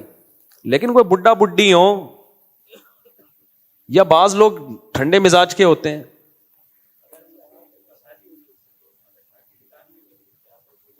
نکاح نہیں ہوا تو نامحرم ہے. نکاح سے پہلے اسلام بالکل نامحرم مانتا ہے. نکاح کر لو نا اس سے, پڑھاتے رہو, پھر پڑھائے گا بھی نہیں دیکھنا. جیسے ہی شادی ہو جائے گی نہیں پڑھے. بالکل ایک آخری مثال دے کے بیان یہ بات ختم کرتا ہوں. ہمارے ایک جاننے والوں کا بچہ جب وہ بالغ ہوا نا, تو باپ سے کہہ رہا ہے میری شادی کراؤ, میری شادی کراؤ. پھر میرے بیانات سنا رہے ابا کو. مفتی صاحب کہتے ہیں شادی کراؤ. مفتی صاحب کہتے ہیں باپ کو چاہیے اپنے خرچے پہ کرا لے اگر بچہ سمجھدار ہے, اور میں چونکہ سمجھدار ہوں وہ کہہ رہے تو لہذا میری کرا دو. میں نے اس کے باپ سے کہا, میں نے کہا مجھے تو نہیں, اگر سمجھدار ہے تو میں نے کہا باقی کرا دینی چاہیے, لیکن کیا پتا کہ سمجھدار ہو نہ ہو, بعض دفعہ شادی کے بعد پتا چلتا ہے. تو میں نے کہا کہ آپ اس کی کہیں جاب دلا دو اور پھر شادی کرا دو اس کی اپنے خرچے پہ, یعنی اس کی جاب کہیں کرواؤ اور پھر بولو اب تو اپنے خرچے پہ شادی کر لے, روکو نہیں شادی سے, لیکن اس کی ذمہ داری پہ کرو کیونکہ بعض بچوں کے بارے میں کنفیوژن ہوتی ہے کہ آپ نے اپنے خرچے پہ کرا دی نا تو بالکل ہی ناکارہ ہو جاتے ہیں. میں جلدی شادی کی ترغیب تو دیتا ہوں لیکن آپ کے اپنے خرچے پہ, ابا کے خرچے پہ نہیں. ہاں باپ کو چاہیے اپنے خرچے پہ اس صورت میں کر لے کہ بچہ بہت سمجھدار ہو, اپنی ساری ذمہ داریاں پوری کر رہا ہو, تو پھر باپ کو چاہیے دل بڑا کرے. تو ان کو میں نے کہا کہ اس کو جاب دلا کے فوراً شادی کرا دو.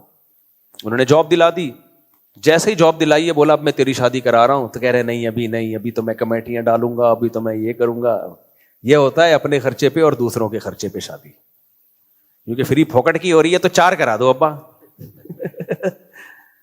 میں نے کہا اب پتا چل رہا ہے کہ اس کو شادی کا سچی مچی کا شوق تھا یا مفت کھانے کی عادت تھی. تو مفت کھانے میں تو بھائی 4 کرا دو پھر ہماری, جب خرچہ بھی ابا کا, گیس بجلی کا بل بھی ابا, ایسا ابا کہاں سے لبا, اور گھر بھی ابا.